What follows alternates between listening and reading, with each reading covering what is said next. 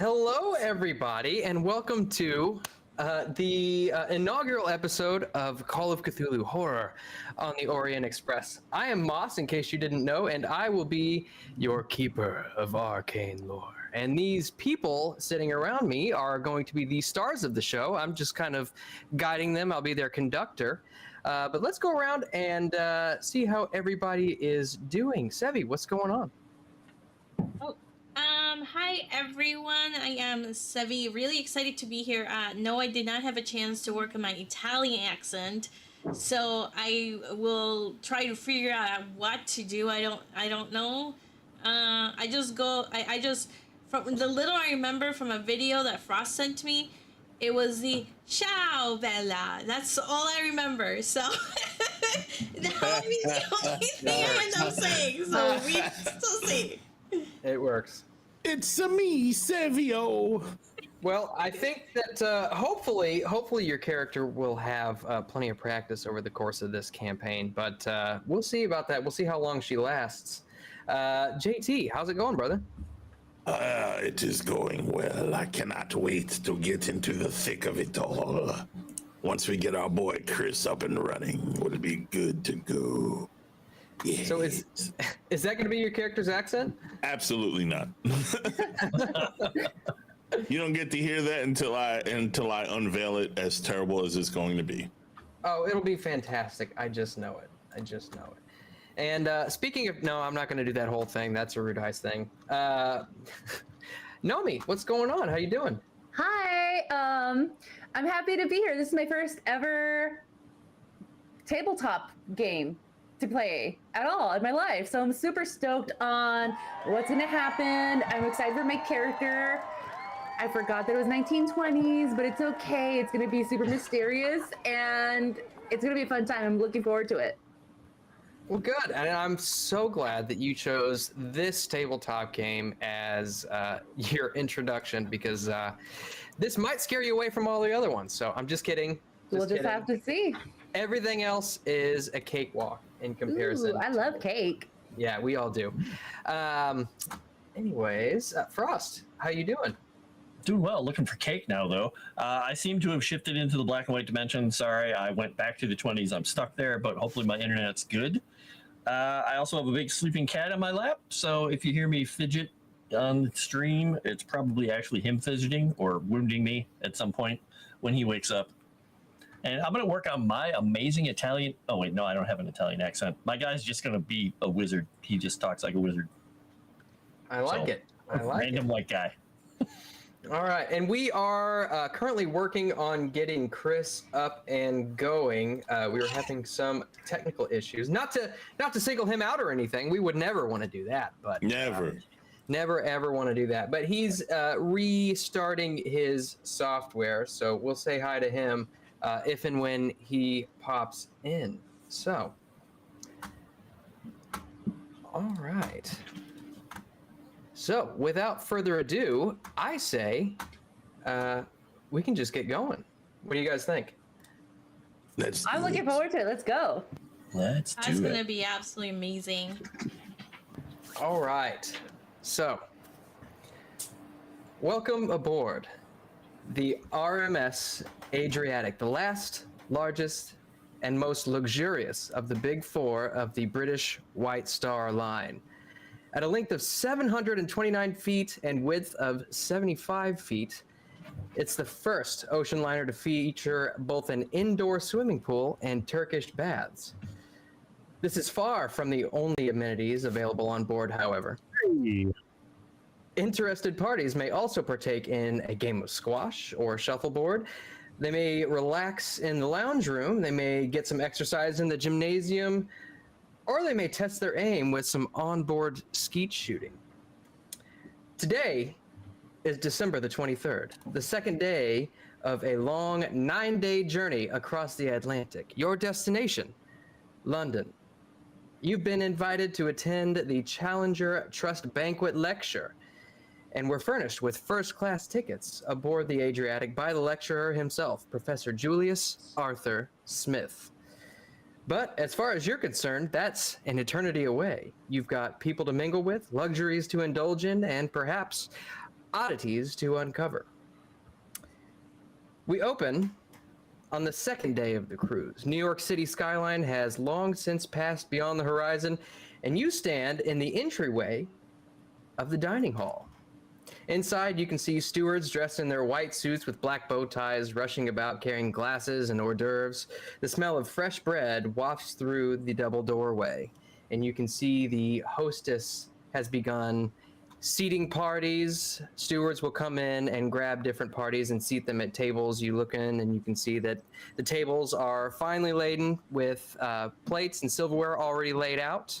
And some of them, including the captain's table at the far end of the room, even have little placards with names on them. Mas, do you want to explain at some point what the benefits are, and then have people remind chat what our characters are, because I think we it's been a hot minute. Oh yes, okay. Well, so after that whole introduction, I'll derail a little bit and go over our benefits. So for the $20 super chat, you can get the party or an individual player what's called a Eureka point. Now that Eureka point can be used at that player's discretion to add a 10% chance of success to whatever skill roll they choose. Now for $50, you can give a player a bonus die. Now that bonus die acts sort of like an advantage. So if you don't know how Call of Cthulhu is played, it's based on a 100-sided die. That bonus die allows you to choose the lower of the two, increasing your chance of success. Now I should have these memorized, but I don't. Look at me go. Let's see. Okay, so for $100, that is a minor miracle. And that means all players gain 1 Eureka point, and any active bouts of madness, which I'm hoping there will be plenty of, immediately end. And then for $200, that's a major miracle, and all players gain a bonus die. Active bouts of madness immediately end, and all characters gain 2 sanity points. Now, keep in mind, I did not say restore, I said gain. And that means that if that takes you over your maximum, that's allowed. Super sane. Cool. Is everything clear as mud? Oh, my dear boy, I think we'll be fine here. All right. So, with that, you all are standing in the doorway. I have one question for you, Moss. Yes. Did you say the train was 75 feet wide? No, this is, I'm glad you asked. This is the RMS Adriatic, and you are on your way to London. This. It's a boat. Oh, that makes sense. Is what you're aboard. This is the largest of the the British White Star Line, and you are on your way to London to attend the lecture series. So, with you all standing in the doorway, we'll say that this is probably not your first time meeting each other, but you're just getting acquainted. Would you all like to go around and perhaps describe your characters? Frost, why don't you go ahead and start? Well, All right. No. 1 second. Is Chris working now? You didn't introduce Chris if he's working. Yes, sir. Oh, Chris. Hey, how's it going? Hi. Yeah, we kind of got into the whole momentum of the thing, and I didn't see you pop back in. All right. Yep. So, is there anything you would like to say, Chris, before we get formally going? I am super happy to be here. Gee whiz, hunky dory, all systems go, Commander. Right on. All right. Nice. Oh, dear So, boy. Frost, if you would like to go ahead and describe your character. All right. Major York is a really tall older gentleman. He is at 6'5", probably towering over a lot of the people in this room. He is huge, imposing, and incredibly scarred from, well, what you guys know of the Great War. So he was probably at one point a very handsome man. Now he is very grizzled, and it makes a lot of people slightly uncomfortable when they see him. But he usually has a somewhat pleasant smile, as pleasant as he can make it, on his face. But yeah, he's probably in his late 50s. For anybody that knows him, he's definitely been in war for about 40 years of his life, so that's mostly what he knows. But he's retired now, and he's dressed. I'm assuming we're dressed somewhat nicely here since we're on first class. Mm-hmm. So he is in a really nice 3-piece suit, but he looks incredibly uncomfortable in it. Very nice, very nice. All right, and JT, why don't you describe what your character looks like? Eldritch Mortgore, the crazy old-looking man, with a pith hat and a long tobacco pipe, always in his hand, always smoking, always ordering around his intern to do silly things because the man is quite eccentric and strange in every sense of the word. He wears a suit all the time, and that's all I'm going to say for now. Very good, very good. Keeping it mysterious. Sevvy, would you like to describe Camellia for us? Yeah, so Camellia is originally from Chicago. She is not tall in stature, but she has a tall personality. She has her background from being in the mobs, as I kind of mentioned. If you had a chance to read her backstory, she started her mob career as an enforcer, so you will see a little bit about that as well. And because of that, she goes by her nickname Roulette, so keep that in mind for sure. She's excited to get on a boat. Let's go. It's one of my favorite songs. I'm on a boat. I'm on a boat. Take a real hard look, because I'm sailing on a boat. See, Nomi knows. It's one of my favorite songs. I think it's about 90 years before that movie comes out. They're ahead of their time. While they are doing that, I'm going to let Calvino out because he wants to go out and hunt things in the real world. I'll be right back. Murder time. Or sexy time. All right. He's gonna go hump. And we also have Nomi. Would you like to describe India Maria? Yes, so I'm playing as India Maria. So I will be as mysterious as possible, but obviously I'm at the doorway going into the dining hall. I made my way. Not a lot of people know who I am, but I'm giving the presence of, I think I know what I'm doing, but I'm just here to get as much information as I can. Very nice, very nice. What does she look like, by the way? Ooh, I'm so sorry. So in this case, and I apologize if my camera is glitching out. I don't know what the heck's going on. But so it is the dining hall. I did dress for the occasion of a long embroidered dress because I am coming from Mexico, so I'm just trying to see what this European life is all about. So I got to represent the colorful life that I come from, but my hair is obviously in a bun with the lipstick on, and just portraying as kind and innocent as much as I can. But my original look is more grungy, or just kind of like bandita looking, like a bandit almost. Very nice, very nice. And Chris, why don't you describe Jimmy for us? Well, Jimmy is probably the only character here who is wearing his heart right out there on his sleeve. Jimmy is going to be following Mr. Eldritch Gore with like a shadow. He's the intern. He's really happy to be here, wants to earn his place. And as for what he's wearing, what you see is what you get. These are Jimmy's nice clothes. His shabby jacket, his newsboy cap, and his round glasses. That's pretty much the only outfit he owns at present. Very nice, very nice. And you do notice that as the passengers begin to file into, dang, all these dogs are making all kinds of noise. As these passengers are filing into the dining room and you stand there, Jimmy, some of them do kind of give you second glance, they're looking at him like, oh, what is he wearing? But finally, you hear the Howdy. hostess. You hear the hostess call out, Smith, party of 5. And you notice that she's looking at you all and gesturing towards you to come forth. I tip my hat and walk forward.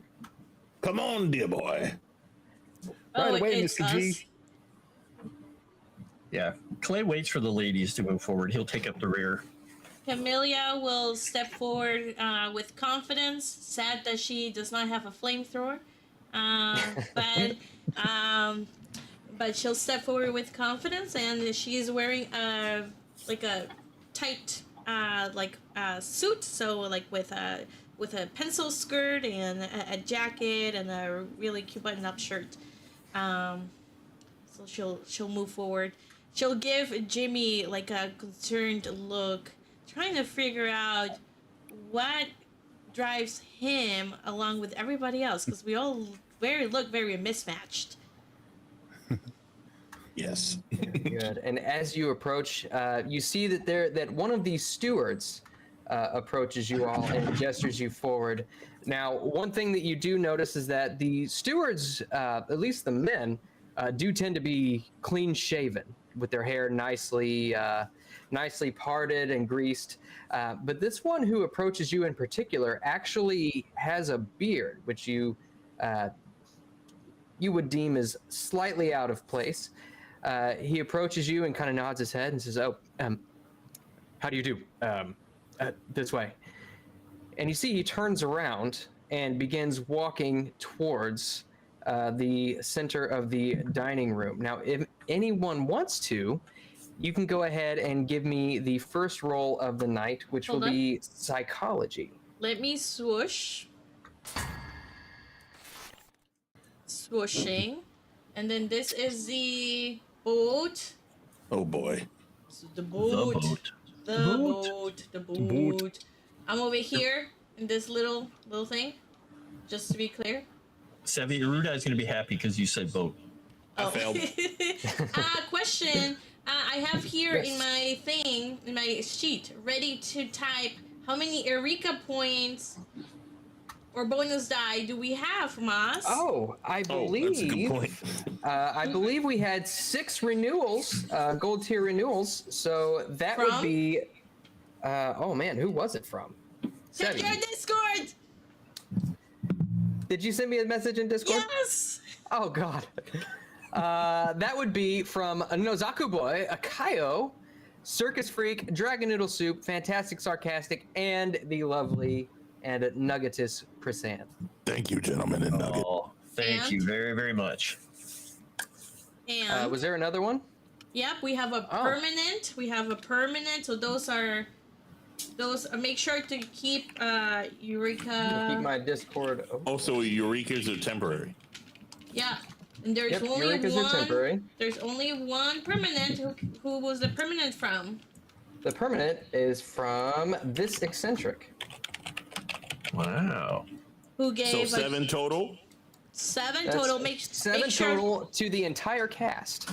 including So, Moss. including me. So Thank you, eccentric. Yes, thank Thanks. you, 70. because Thank you I'm very going much. to use those very wisely. So I would sure just you go. I'm gonna have to keep a separate note of this. I'll You figure out said where I do that because psychology? I do not have a character sheet. But yes, go ahead and give me a psychology roll.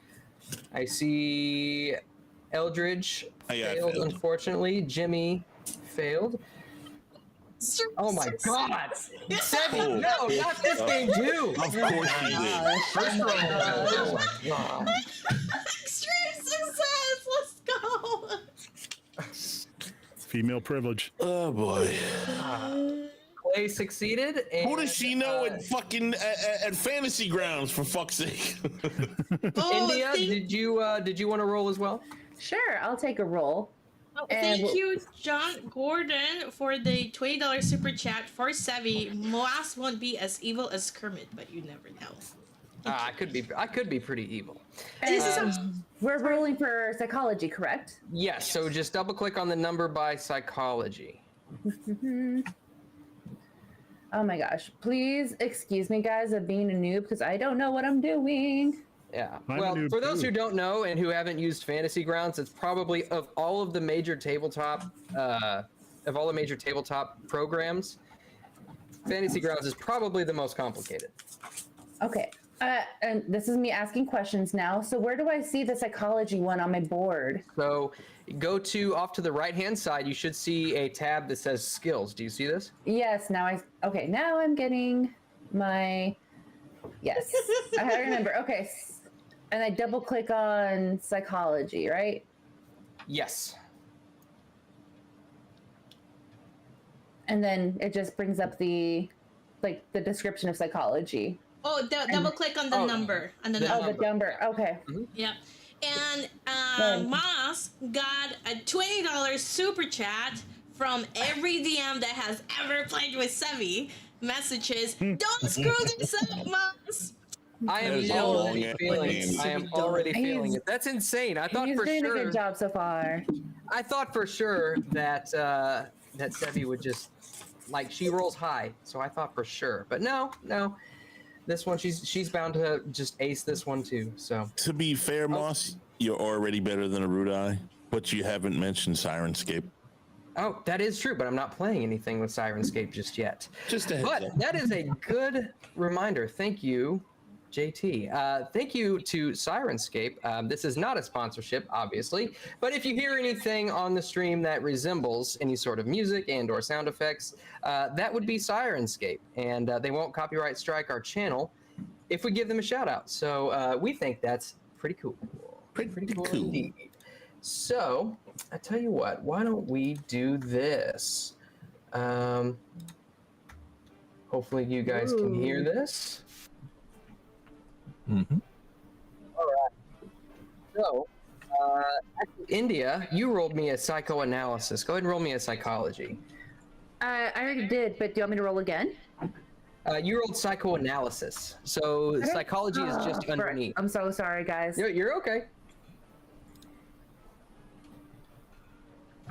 Okay, so that is a fail, unfortunately.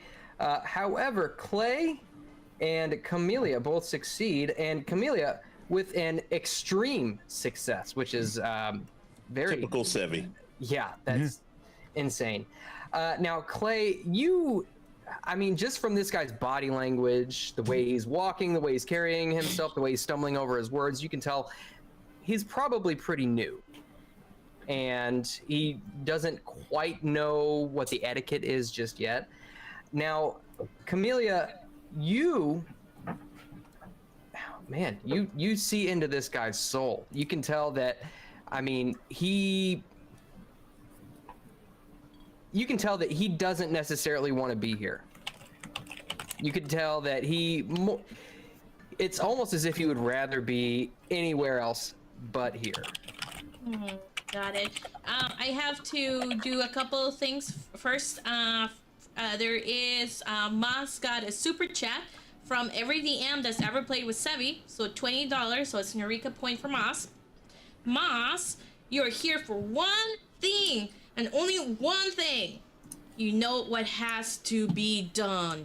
Dun dun dun. Dun dun dun. Tomix 199 said $20. Literally ban Froste. Cancel him on Twitter. Everything is his fault. Or I guess just give him a Eureka point, I guess. So Eureka point for Froste. Thank you. And I think that is the two that I needed to catch up. And we got a questioning chat for Froste doing an ooh. And he said he is willing to do it for a $20 super chat. Whoa. And it's going to disturb everybody. Scandalous. Exactly. I don't know how to do this part, but I can do it. I can try it here. Are you ready? Wait, hold on. He has to send the $20 super chat. Oh. Don't do it yet. Don't do it I'm yet. not going to do it for free, Wait, is he doing a ooh woo? What did I miss? sadly. Yeah.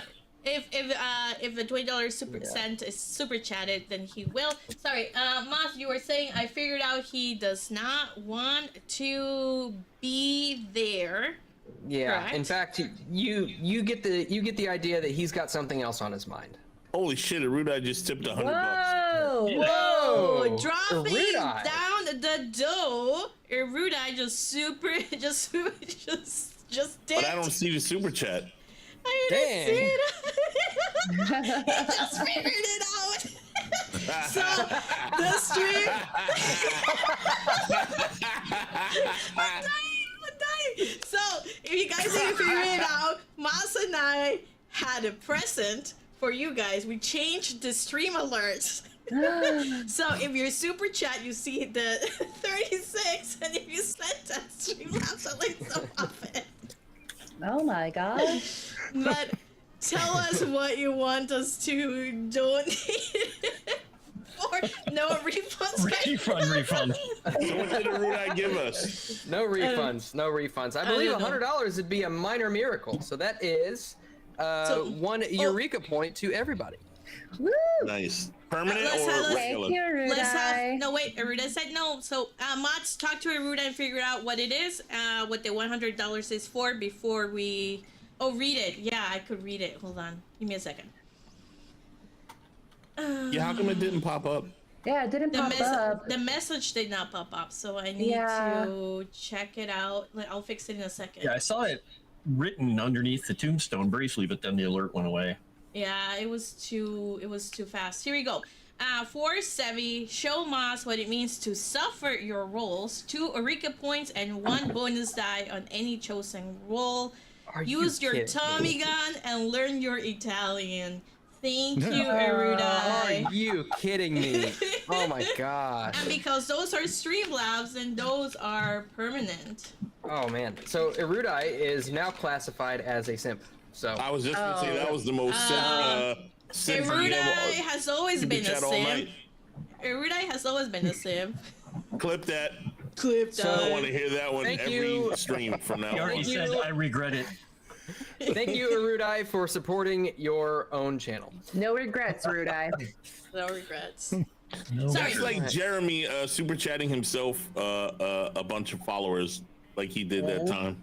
There you go. It's like the government printing their own tax money. Yeah. Wow. Yeah. Anyway, so you can tell as he's kind of looking around, he's looking at all of the tables, see which ones are empty, which ones have got people sitting at them already. And you can tell that he's actually making his way towards the table at the very end of the dining hall, which is the captain's table. Can you remind me who this person is? I was doing other stuff. This person is a steward and or a waiter, basically a server aboard the RMS Adriatic. And he's the one who didn't want to be there at all? Yeah. Yeah. He's the one. You can tell that he's clearly thinking about something other than what he's doing right now. Okay. Did anybody else notice this? Or is it just me?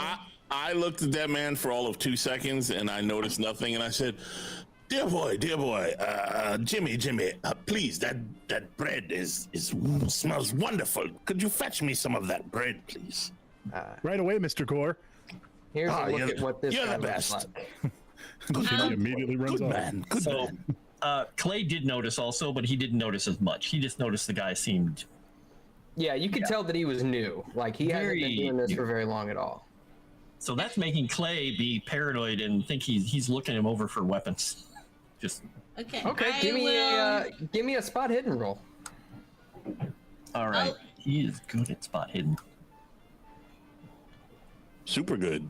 Extreme success. Wow. Okay. I maxed his skill out because he is the most paranoid person you will ever meet. Wow. Okay. You can tell that he keeps ink pens in his back pocket, but everything else looks to be on the up and up. Okay. By the way, should we, Moss, should we be checking these? Oh yes. By the way, if you all succeed on a skill roll, check the little bubble next to it. That way you can keep track of what skills you succeeded on, because that is instrumental in our advancement rolls. One more How do time. I check it? There's a little circle next to the name on the left. Oh, Little but tiny circle. that's like where if I'm trained on it. One more time. So when we succeed, in the go out of the skill page. Click on the red pencil to take it out of that other mode. Okay. So go back to the other one, and on the normal page where it lists them all in 3 columns, those are the boxes you check. Because if you're in the other version of the page, those are your trained skills. In this version, the circle should all be empty. I can't because I can't click on them because they're my trained stuff. They're occupation Right. skills. If you go up to the the pen top, up top. where it says point spent across the top, occupation, personal, and spent, there's the edit list button, the red pencil at the very end. Click on that. It'll take you out of editing the list back into the normal. Yeah, version. but it's checked because I'm trained in it. Or they're not supposed to Well, be checked. on this one, no. Don't worry about having them checked unless you succeed on the skill. Okay. So you've succeeded on the psychology so far. So Moss, do you spend your Eureka point before you roll or after you roll and see the? Yes. So if there's something that you want to spend a Eureka point on it, you have to declare that you're using one, Okay, and then you just add the 10 to it. and then just add 10 to the skill, not the roll. Gotcha. So treat like if you've got a 20 in drive auto, treat it as a 30. Well, add 10 to the roll. You mean? Oh, well, how do you?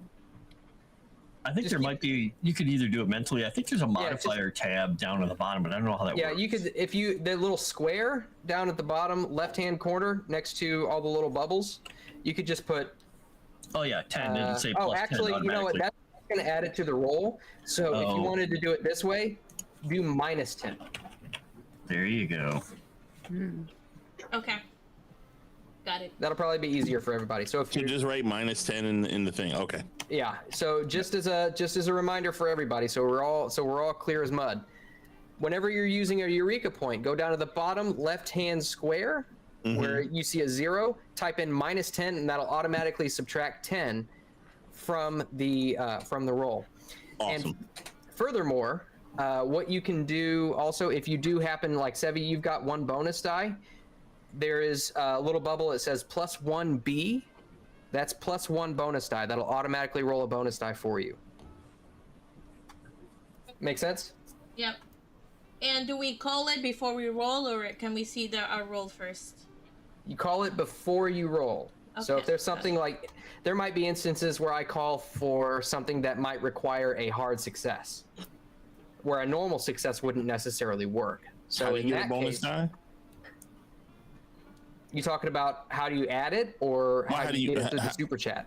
Oh, it's from. Okay, never mind. Yeah, That's what I was yeah. asking. Or Okay. I could give it to you as well. Okay. Yeah, Just curious how circumstances. that Like works. you Right. have like It crowbar could be or something. circumstantial. I have a question that may have already been asked. Could you stack these Eureka points? No, you cannot stack Okay. these Eureka points. Yeah. Okay, very good. No, that has not been asked, and I'm glad you asked it. No, you cannot stack. Now, isn't there another thing you could do where you could press and all that other stuff?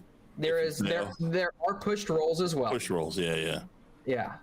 So we'll say that you fail at a skill roll, and I could ask you if you wanted to push it, and you could tell me yes, and I would ask you how you push it, and you would basically describe to me what extra effort you take in order to roll again, basically giving yourself advantage. But keep in mind that should you fail that roll a second time, it could be disastrous. Right. That's why I was asking because I don't know if you went over that with everybody. Yeah. Thank you, sir. Yep. So what I noticed was that the waiter didn't want to be here at all, correct? And we're Correct. on a boat? Okay. Mm-hmm. All right. I'll approach the waiter. And Go ahead. I will say, are you new here? Is this your first trip? Oh, yes. This is my first trip. Yeah. Why do you ask? Is it that obvious? Just a little bit. Just a tiny bit. But, I think you'll do great. You just seem a little bit nervous. Yes. Please forgive me. I'm still learning everything. Now, please have a seat as he gestures towards the captain's table. Okay, I'll sit down. Hey, you new here, guy? We're a good group, so training at our table is a great place to train. Is everybody else sitting down at the captain's table as well? I'm buttering my bread, having a good old time smoking my pipe, brother. I don't notice a damn thing at the moment. I'm leading down to Eldritch. I'm like, is that Clay York? I believe that is the good man York. But dear boy, this bread is wonderful. You've done such a good job. Could you fetch me some more of it, please? Sure. Jimmy uses this as a pretext to get closer to Clay York. Boy, don't dilly-dally. That bread is so good. He sees him coming over. Clay is looking. Are there nameplates you said are assigned seating here? There are, yes. And you can see that there is a nameplate for a Captain Barclay. And there is also a nameplate for a J. Taft, as well as a nameplate for a Mrs. Osterman, a J. Osterman. Interesting. Clay's resisting really, really hard the urge to move the nameplates around so he can sit with his back to a wall. But he's trying to be civil, and he just sits down where they put him. Okay. What about everybody else? Is everybody else taking a seat? Yes. Okay. I take a seat and I'm bothered by Eldridge or smoke near me. Excuse me, do you want to take my seat? That way the smoke won't get to your face? I appreciate that. Thank you. Okay, we'll switch seats. Yes. Thank you. And about Meanwhile, this time... Oh, go ahead. Jimmy's discreetly trying to nudge his nameplate closer to Clay's. Oh, look, I'm sitting over here now. And about goodness, this what a time, coincidence.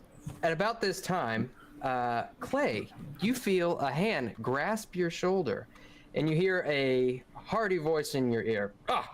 I do say, if it isn't Clay York, it is a pleasure to meet you. And you see, as you look behind you, you see a portly, mustachioed man who holds out his hand, to shake yours.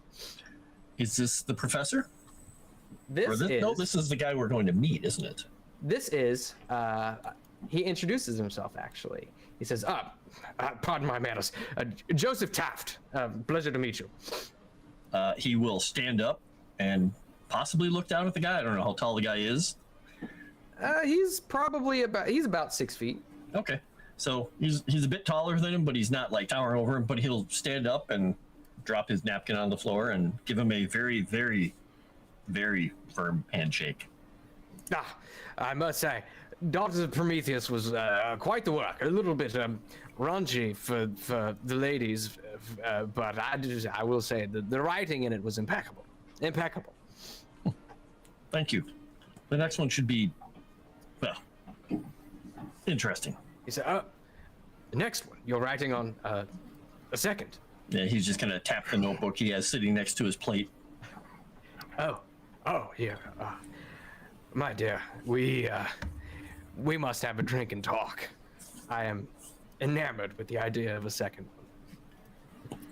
And about this time, you see from a door at the back of the dining hall, you see someone who walks out, and he's wearing a blue blazer and a captain's hat, and you see a nameplate on his chest that says Captain Barclay. And he looks around at the table and sees you all at it, and says, I'm sorry, what are you all doing at the captain's table? Well, I sit down. Well, we were escorted here. We were told that we had a place to stay. We had a seat here. Presently, my good man, I'm enjoying this wonderful bread that you're your chefs have cooked up for us. What he's trying to say is compliments to the baker who made the bread here. Yeah, what this young lady said here. Yes, it's quite delectable. And he kind of looks around at some of the stewards, and you see he pulls one aside and kind of whispers in the steward's ear a little bit, and kind of shoos him off a little bit. I want to try and listen to what he said. What do I roll? So give me a listen check. I take a deep puff from my pipe and turn towards Indy and go, Success! and blow it out hard. Hard success. Thank you so much, dear. You hear him whisper to the steward, says, find out who these people are and why they're at the captain's table. Well, Captain, clearly you don't know who we are, so let me explain it. I'm Camellia, Roulette Spaziani. Pleasure to be sure. And you can see he looks a little bit taken aback by having been listened in on. I don't care.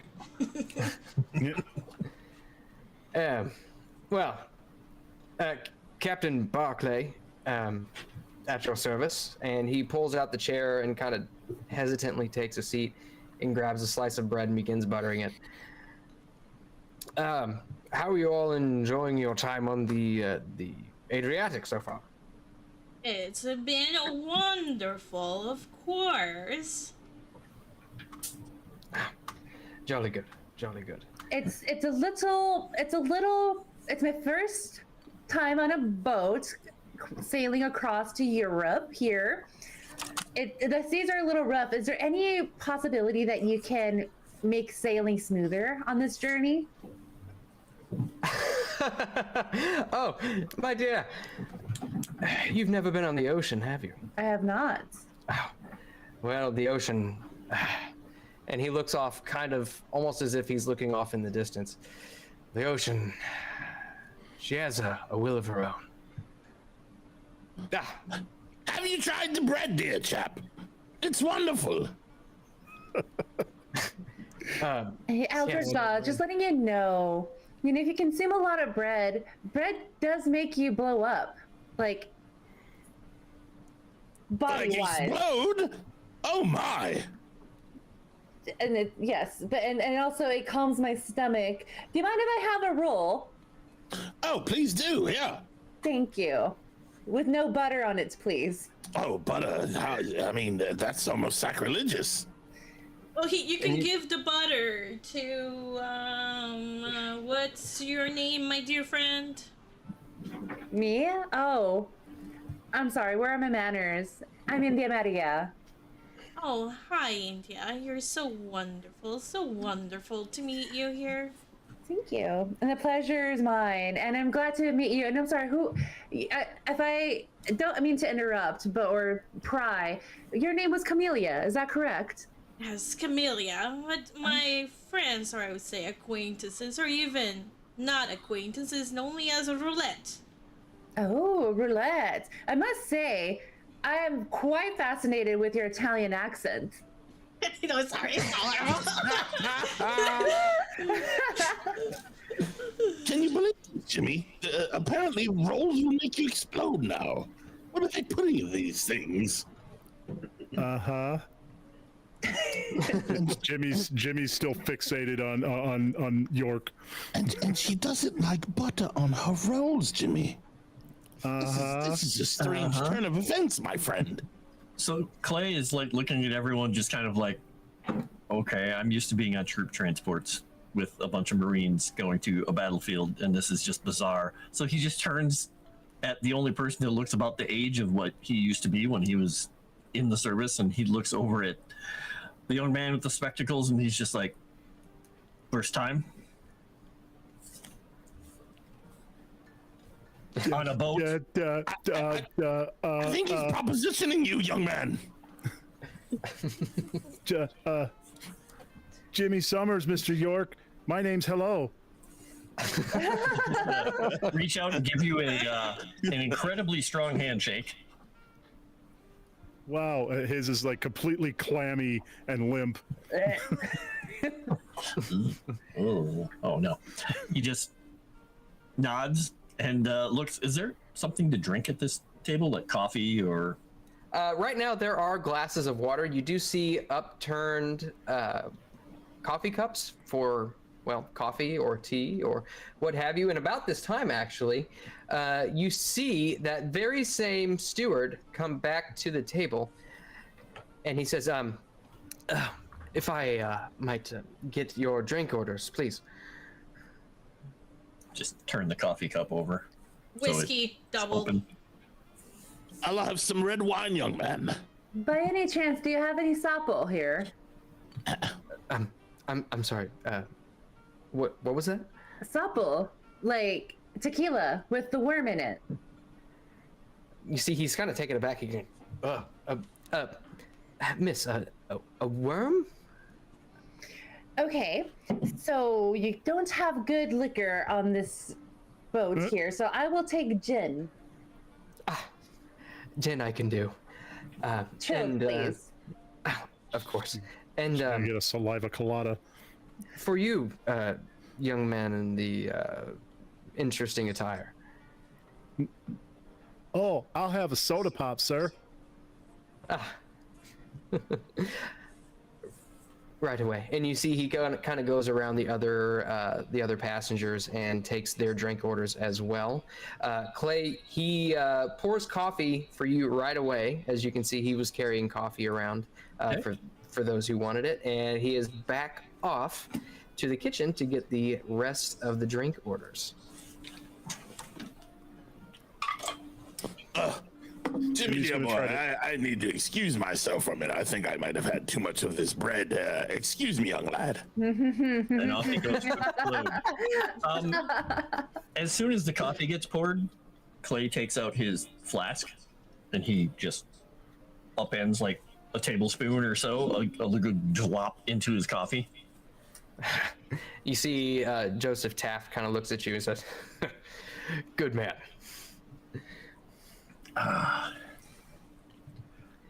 And actually, why don't you all give me, let's see, what kind of role would I ask for this one? Did you see what a rude I said? How much money for another mob boss to sink the ship? Wow. I believe we're about, let's see. Well, let's see. When did the Lusitania sink? I guess that was beforehand. Yeah. Let's see. I would say give me just a general intelligence check. Clay? Anybody who would like. Okay, I so just will... Oh, our go ahead. normal ID roll. So just our Yes. int. Yep. Okay. Oh my gosh. Oh, that is I did badly. Well, Clay begins to drool. I want Well, after what he just drank, that's not surprising. Oh wow. Okay, Jimmy. Nice. I can't find ideal check Go. on my board. Am I dumb? go You to the back. main. Go back to main. Okay, me. At It's the up top. It's your intelligence, basically. I found it. Yep. Eldritch sits down all loudly. Did I miss any good scuttlebutt, boy? God bless. We're rolling intelligence. You missed some intelligence rolls, sir. I know nothing at all, ever again.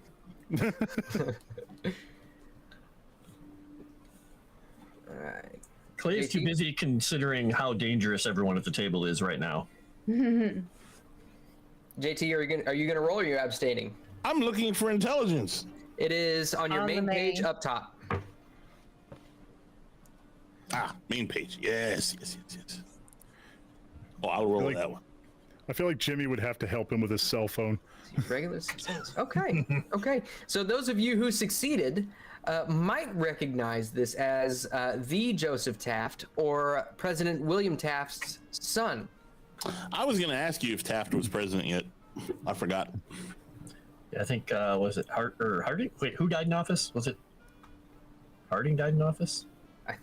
That sounds right, but as an American, my American history is not what it should be. I would fail the citizenship test. I'll tell you that right. So Time to kick him out. Jimmy knows who that is. Yeah, Jimmy, you know, you recognized him right away. So you are sitting at a table with some real royalty here, a world-famous author and the president's son. Mr. G, that's the president's son. He did die in 1923 in the office of a heart attack. Huh. Oh, well, president of what? My fan Sure. club? Well, the U.S. of A, sir.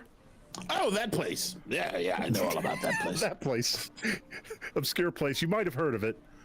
I mean, I think I've been there once or twice back in the olden days, but I can't be bothered to remember. All right. Wow, And at this point, I'm sorry, Nomi, did you want to say something? No, I was just interrupting. My bad. Okay. Oh, rude of me. At this point, you see Kelly, who is the server. His nameplate says Kelly. He comes back with everybody's drink orders, and you see another server whose name, the name Shaw, is written on his little thing. Let me show you a picture of this lovely young man.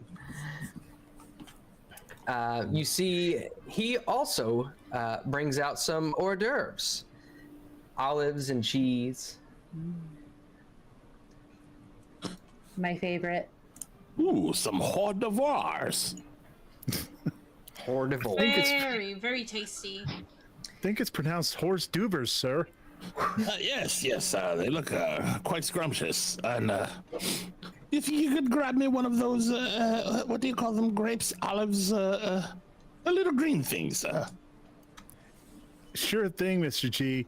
Again, the Jimmy uses as an excuse to get closer to Mr. York. Passes him by, tries to make eye contact. All right. And about this time, is there anything else anybody wanted to do at this point? No. All right. I mean, And I wanted to have a few olives and some wine, but other than that, no, sir. Oh. I'll take some extra olives for my gin. Oh, there you go. Oh. Yes. Right away. Yes. And at this point, you see a very lovely and handsome woman join the table and sit at the placard which says J. Osterman. So as she approaches, Clay will, stand up because that's traditional. What he's expected to do. He'll give her a slight nod, wait for her to sit down before he sits back down. And the other gentlemen join you. Yes. Stand up, tip the old pith hat. Ali Baba, she's quite a looker, ain't she, Mr. G? Simmer down, young man. Don't let her hear you say these things. Sorry. She sits down and says, I apologize I'm late. Have I missed anything? Well, you missed the bread because my guest here, one of the guests here, has eaten 5 baskets of it. So I'm afraid the baker has run out. She's apply for the rest of the ship. Oh, India's a bit waspish, ain't she? Oh, she's one to look out for, young man. I like it. I mean, I don't know if it was quite 5 baskets, but it was very good, I must say. That's quite all right. You see, bread makes me bloat, so you can have all the bread you'd like. Oh, she mentioned something about bread making one explode, so maybe you should be careful then, young lady. I'm just looking out for you, honey. Yeah, it was not 5 baskets. I think it was closer to 7, but who's counting? Well, who's counting? The woman named Roulette is counting, evidently. You know, Jimmy, I think these young ladies, they've gotten their mathematics all wrong, sir. Girl math, Well- Mr. G, you're right. Yeah, Girl math. Your mouth is I hope real. they drive better than they calculate. Women driving? What a concept. It was a joke, young man. It was a joke. We know they can't drive. Come on now. Oh, of course, of course. Well, a woman does have to watch her figure, unlike some others here. I'm Darn tootin'. speaking of figures. This Miss Osterman, you are a lovely young lass. You see, she kind of does this whole thing, gets her hair in situation, or gets her hair situated and everything. Thank you. I'll have you know that I'm happily married. Do we know who she is? I would be. Give me another idea roll if you'd like to figure God. out who she is. Yeah, sure. We'll get another 100 here. Let's see. I would be bereft of my senses if you had Wow. said Oh, otherwise. he got it young too. lady. Extreme good. success. Very good. Okay, so I was going to say something about scruples, but I forgot what the word means. let's see. Okay, so who all has rolled so far? I see Clay has, Camellia has. Yeah. Oh, I is that forgot to give my intelligence six. Well, there's no intelligence success bubble, huh? Idea. No, because that's a basic stat, Basic that's a skill, characteristic, okay. and you can't increase those by these means anyway. Gotcha. You have to slay some elder gods and wear their skin or something. Yes. Pretty Stuff. much. Yeah. Okay, so is that everybody who wants to know who she is? Oh no! Hold on, young man. Where's the idea thing? I'll take a roll. Intelligence. Oh, yeah, I'm good. I don't care. I'll take a roll here. Okay. Hard success. Very good. My dear, can you tell me more about yourself? Oh, look at that. Man, Jimmy. Same exact Ooh-wee. role as Clay. Jimmy knows exactly who everybody is. I know he's like. Strange. Encyclopedic knowledge. There you go. So those of you who succeeded, you would recognize at least the name as the name of a very, what's the word I'm looking for? A prominent brokerage firm owner in America named Oliver Osterman. And you look at her ring finger as she picks up her glass of water, and there is just a massive diamond. Probably, it had to have cost at least $500. Over her glove? Well, yes, of course. A lady wouldn't be seen without her jewelry, would she? Of course not.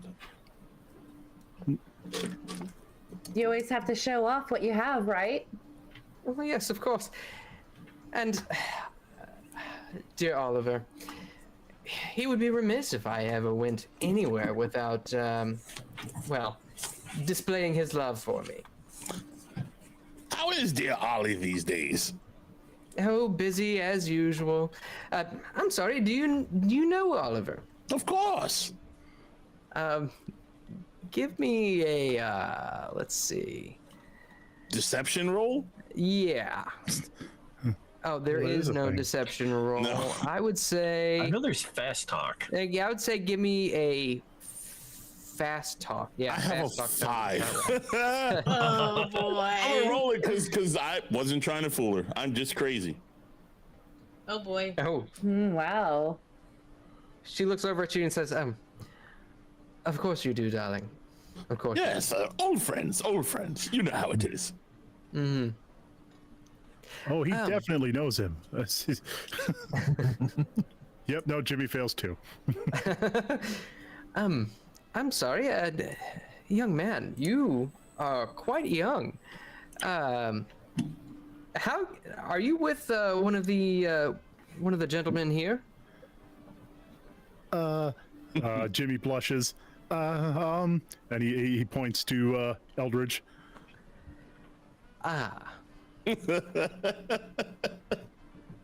Congratulations. I see we have a Mr. York here. I must say, your the Daughters of Prometheus was it was quite good. A little wordy, but I'd say it was an interesting read to say the least. No, Might I ask, where did you Lord, get the you take that inspiration? the inspiration? And he'll just kind of look around the table a little nervously at everyone and just say, just unpleasant experiences I had during the Great War. And I can see you wear those experiences all over yourself. It's quite dashing on you, you know. He just kind of gives her a smirk. Very good, very good. Oh shit. All right, and at this time, you see the main course is brought out, and this is served family style. You see candied yams, you see a large ham, pre-sliced and glazed, as well as some glazed carrots, all brought out in these large bowls and set on the tables. And you can see the stewards, which in this case would be Mr. Kelly, begin spooning some of the food onto your plates one at a time. I stopped him from putting food on my plate, and I go, "I'll just have some more wine, young man, please." Oh, I'll take his portion. Yeah, give it to the young lad. He's growing up. He's had his fill of bread. 7 He baskets filled of up, it. he filled up on bread before the food got here. She seems quite obsessed with the bread. I just like to call it as I see it. darling, you're a woman after my own heart. You There's see as nothing wrong Osterman with kind of being looks over at A you. lover of bread. Oh, is that the case? Okay, I'm just a very observant, curious woman, because I am a woman by nature, so I'm curious and everything. So I'm just By the way, curious. who are you? Are you the help? That is so uncalled for. So uncalled for. Wow. Boss is speechless. No. I'm just an uncommoner here. Just wanting to make my way to Europe and just figuring people out. I see. I And see. just taking down names. Oh, you're a name taker. I see. Mm-hmm. Very nice. Well, can I do have some my portion? Just put more vegetables than just the meat. I just don't want to eat just the meat. Yes, ma'am. Of course. Oh, And you can tell. I mean, there is a lot of sugar in this meal. This is a very sweet meal. Okay, Croissant? then not so much sugar. Jesus. Glazed. Yes. Jimmy's gonna pull aside the waiter. Mr. Gore, he's kind of at risk of a stroke. Go easy on the alcohol you serve him, okay? Can I hear this? Give me a listen roll. Oh, I will, you little bastard. Well, looking out for you, Mr. G. Oh, you son of a bitch. At this point, you're too distracted with the idea of more wine. To hear Oh, what I'm he just says. drinking the wine. I'm drinking the wine. Hey, JT, over in Kick, Daxie said, perfect period, authentic casual racism. Stunning performance by JT. That's what I was going for. Very good. Poor Nomi. It's because I'm brown, I know. Yes, I'm an old man. He's a boomer. And you're mean. I'm just mean on American culture. Daxie's going to tell you to smile more. Wow. Yeah. And next so he that- might find a string around his neck and found murdered. There it is. Nothing of value was Why, I would expect nothing less from a brown woman. God. Oh, God. You see, Chad, I don't even have to do anything. The party's going to end up killing each other. This is great. Perfect. All How right, out and of character. you all enjoy your meal, or at least attempt to enjoy what meal is set before you for about 10 minutes. And about Wow, racism is so real in Moss that he forgot to serve me. Oh shit. Oh, Moss. we just assume that everybody has been served. They would. This is I won't take accusations of racism from my cast. I won't do it. See, my racism is in character. Moss is just a racist bastard. Yeah, mine's legitimate. Mine's legitimate. Nice. So you all enjoy, including Nomi. You all enjoy. The Gores are related to the Cannell family, and in case you hadn't noticed, Oh, I've noticed. we are the progenitors of the Cannells. Wow. Yes, Chrysanthemum, I am just a ginger, a humble ginger. You all enjoy your meal for about 10 minutes, and about this time, you hear a knife on a glass, ding, ding, ding, ding, ding, and you see a young man stand up at a table closer to the back of the room. This man is wearing quite a nice tuxedo. He's got blonde hair, which is slicked back and parted down the middle. And he stands up and he says,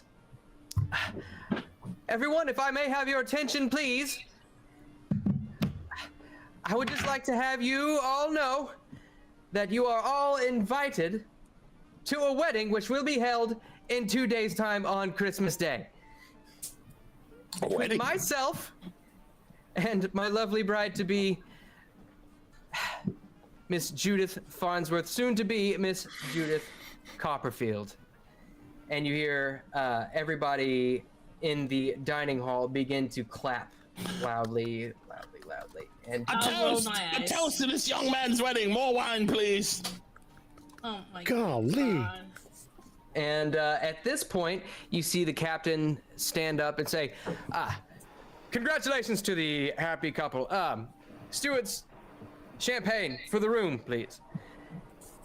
And everybody begins to clap even louder because everybody loves more alcohol, especially especially Eldritch Gore. especially in the 1920s on the open sea. Yeah. And Can I Jimmy's going make to be a roll watching. to see What if would they you like to roll? if the Copperfield man is lying about getting hitched? Because I think there's probably a plan to try and kill us all, or a secret assassin that is pretending to have a fucking wedding to as a hitman to get me out of the way. I'm sure that's exactly what's happening. For totally different reasons, Clay is completely on board with this idea. Okay. Pretty sure this is all happening. Yeah, This is go all ahead fake, man. and give me another psychology roll. Did you say psychosis roll? Psychology. Regular boats. success. Okay. This has to Alright. be fake. It's a hitman. I just know it. It's a hitman. Now, how do I know if he has a gun? So Do you say that out to the loud? best of yeah, I do you say that out loud? I murmured it, and I say has to be fake. It's probably a hitman. I wonder if he has a gun. I'll say it like under my breath. I pull Camellia to the side. It's like, "Dear, are you curious as to what's going on all about this?" Yeah, this doesn't seem right to me. Out of nowhere, wedding in 2 days. No proper lady would have that happen in 2 days, if you know what I mean. No, I call something fishy on this.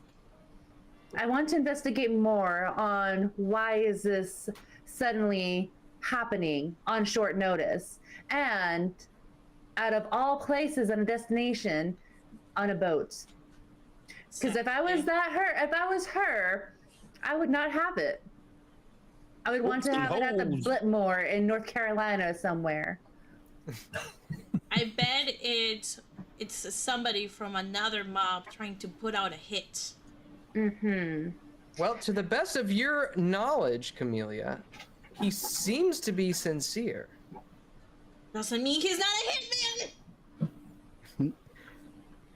Jimmy, you see right next to you, Clay is sitting there, and you notice that instead of sitting there with the knife and fork in his hand the nice normal way, he has a napkin wrapped around his left hand, and he is now holding the knife blade down in his hand, down to the side, and he's looking around the room. He doesn't seem to notice that he's necessarily done this. He just looks like after she started talking about Hitman that he's just like starting to look at every single person in the room. Yeah, I'll give Clay a nod of like approval, like I think is good, and I'll make sure to keep I'll put my hand down, kinda close to my Tommy gun, just in case.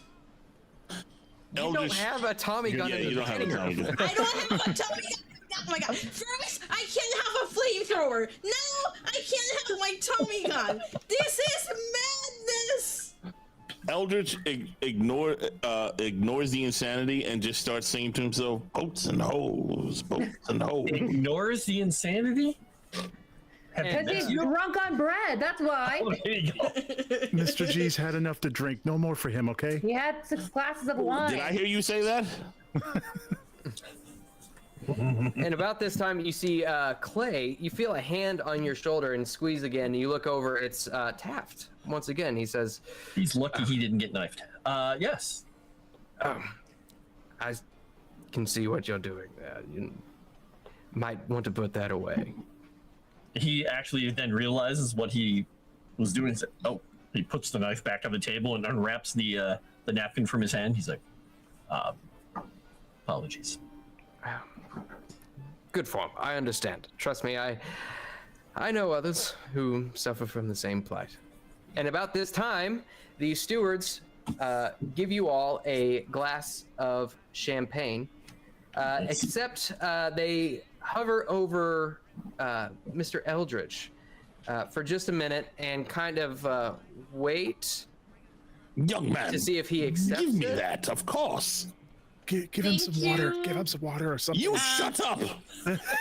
Wow. He Okay, hands so. over, Yeah, you! he hands over the flute of champagne to Mr. Eldritch Gore. Okay, we got a couple of super chats. So first of all, thank you Erudai for the super chat donation over in Streamlabs. He said he had a Tommy gun pointed to his head. We all know that's not true. Then Joe Schmo gifted 5 Moonskull memberships. Thank you, Nice. Joe. Let us know Thank who you you, want Joe. to give it to. Oh, point to Sevvy. And then Aiden super chatted $20 to Sevvy. Have fun being tortured by eldritch monster beyond human comprehension. Does that mean JT? JT's character? I'm not sure. No, Or an actual eldritch monster, not Eldridge. Yeah, yeah, Eldritch. Only when he drinks too much. Jimmy Eyelash, how dare you speak to me like that? I will wasn't drink talking all about the you. champagne I want. You are not my keeper, young man. No, sir. No, sir. It's the staff. They told me. They put me up to it. Let me speak to them. I'll have a word with them, young man. Mr. G's gonna give you what for? You're damn right I will. Moss, does aerosol, do spray cans exist here in this world?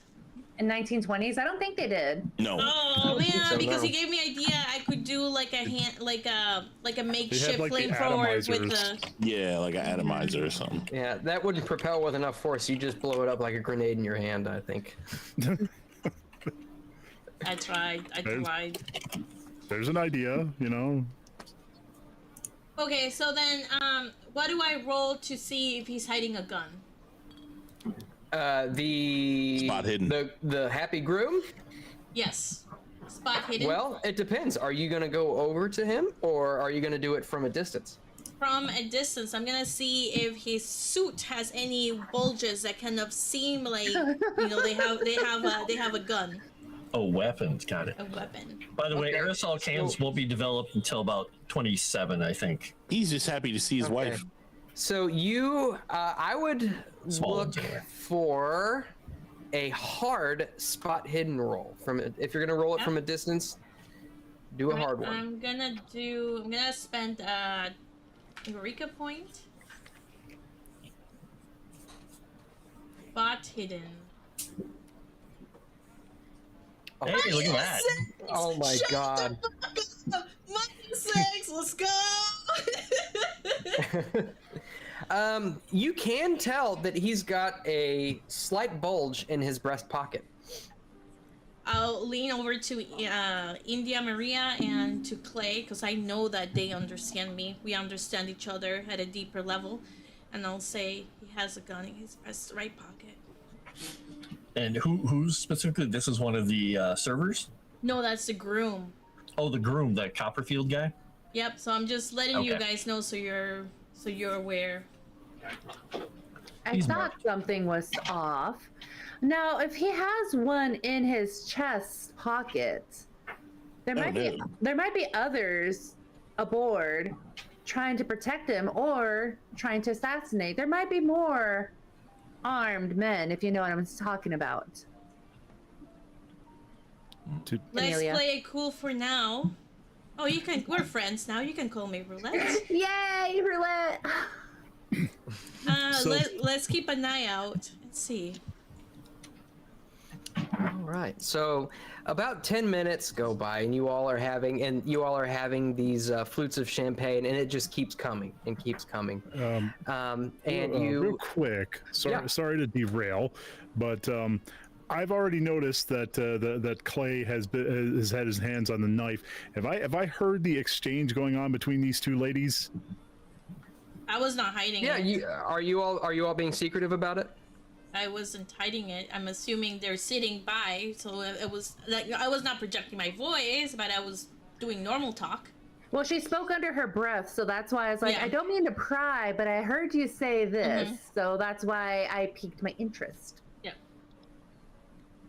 Because her concern is the same concern I have. I would say you probably heard that. Because they were speaking in sort of coded language at normal volume. And it's weird because I'm the one speaking Spanish, broken English, well, good English, and then we have Camellia with broken Italian, but really she has Italian. So yeah, it's, girl code. We understand each other. I think Jimmy speaks Spanish, actually. Ah, so Jimmy cracks corn. No one cares. So we can just. So He's a what I'm farmer. hearing is we can just talk in Spanish the entire stream. That's what I'm hearing. Well, because I'm from Mexico, so I speak Spanish, and you're speaking Italian, so you're speaking Italian. You're from Italy. Yeah. But yeah, but no, we can just base it on the English. Camellia, do you actually speak Italian? Because you're from Chicago, actually, aren't you? Yeah, I only have my own language, so I didn't take any other languages. I didn't know that we had to. Yeah. I don't know how we can take. You don't have to. You don't have to take then any other language. Can I then add Italian? Because I think that would make sense based on my background. I mean, you already spent all your points, did you not? Oh, then never mind. Then I don't speak Italian. Okay, so I'm reading that I heard them, so I'm just gonna lean in to Eldridge. It's like, I think these ladies are up to something, Mr. G. Why don't you cozy up to them and figure out what they're up to? They do seem to be a bit strange. But Mr. G, I don't know nothing about talking to girls. Well, there's no time to learn like the present, young man. Besides, you're getting too close to the author, and it's starting to worry me. He made a strange proposition to you earlier, and I don't know if you quite caught what he was saying to you, but there might be something wrong with him. He propositioned me? It sounded like it. Did you not hear him? Well, no, I was too lost in his eyes. Yes, you should definitely go cozy up to the young ladies and figure out what the hell they're Okay, up to. Mr. G. Camellia, do you find Eldritch Gore a little misogynistic and a little aggressive towards the females, mainly particularly me? Yeah, I think it's because you are an Indian female. Meanwhile, Jimmy's sidling up to the two of you. I'm a little native, yes, I'm brown. Oddly enough, in real life, my mom is Spaniard, so it's the Spaniard side of Mexico. So my dad's more Aztec. So yeah, I got a blend of that in there, Amy. Makes sense. It's probably he's never seen an exotic woman, a woman of color before. But he is young, impressionable, easy to manipulation. I mean, Ooh, which is my greatest skill here. I was talking about Jimmy. Ah, dang it. Okay. Jimmy's right next to you guys, by the way. Because my understanding is How are you sitting here? Eldritch is, I'm assuming Eldritch is much higher in age, right? Yes. Yes. Yeah, whereas Jimmy is young and impressionable. But hi, Jimmy Summers. He extends his hand. Charmed. Clay is just gonna mimic like like take it, kiss it, mimic. He holds her hand Ew, up. Jimmy! What? Don't lick the hand. Have you never met a woman? Clay is just gonna take another sip of his coffee and try not to laugh. Hey, can I roll of how much damage I can do to Jimmy, like slapping him across the face? Sure, go ahead and give me a fighting brawl roll. Okay. I am so glad I And, didn't give him my hand. Jimmy, are you gonna try to dodge it, or are you just stupefied? Nope, Jimmy's gonna take it square. So we'll say that you do, man, slapped him right across the face. You do succeed, and let's see, you would do 1d3. And so this does not have 1d3 damage, or There should be a D3 fighting. die. There So should be a you fighting do- brawl that'll automatically roll it for you, I think. Oh yeah. So do if you go to your first page, let's see. Click on where it says fighting under melee. Do you see this? Yes, fighting under Okay. melee. Click on the 1d3. Double click on that. Would it be great if I died on my very first outing? So you take 1 damage as India Maria slaps you across the face. Ah! Golly. That's gonna leave a mark. I'm sorry, miss. Have you ever met a woman before? I mean, not one like you, ma'am. I think One the like answer me. is no. Not one as pretty as you. Nice So save. you've never seen a woman with dark hair before and darker skin. No, miss. Only in the books. Oh. Do you only read books, Jimmy? Oh gosh. Well. He's looking over to the other guys for help. What do I say? Clay is just stone faced. I'm just drinking my wine, enjoying this shit like it's. I'll make something of Funniest a thing ever. deal with you, Jimmy. If you stay close to us, I will try my best to take care of you and make sure that no other woman will slap you across the face again, and you learn your mannerisms with the female. And you look Wow. over towards the other side of the table and towards Taft, and you can tell that he's like, some of his buttons are undone at this point. His tie's a little loose and his hair's a little bit messed up. And he says, young man, you might want to listen to the lady about how to treat a lady, especially one so picante. And Well- you see, go ahead. I'm sorry. I'd also didn't Jimmy say like he speaks Spanish as well? So I'm assuming you read in your books that you taught yourself Spanish. So, but you've never met an actual Spanish or Jimmy didn't Mexican say woman. Jimmy didn't say he spoke Spanish. Well, He just understands it. miss, we had a lot of field hands out on the farm. A lot of them spoke Spanish. We're really good at gardening. I know.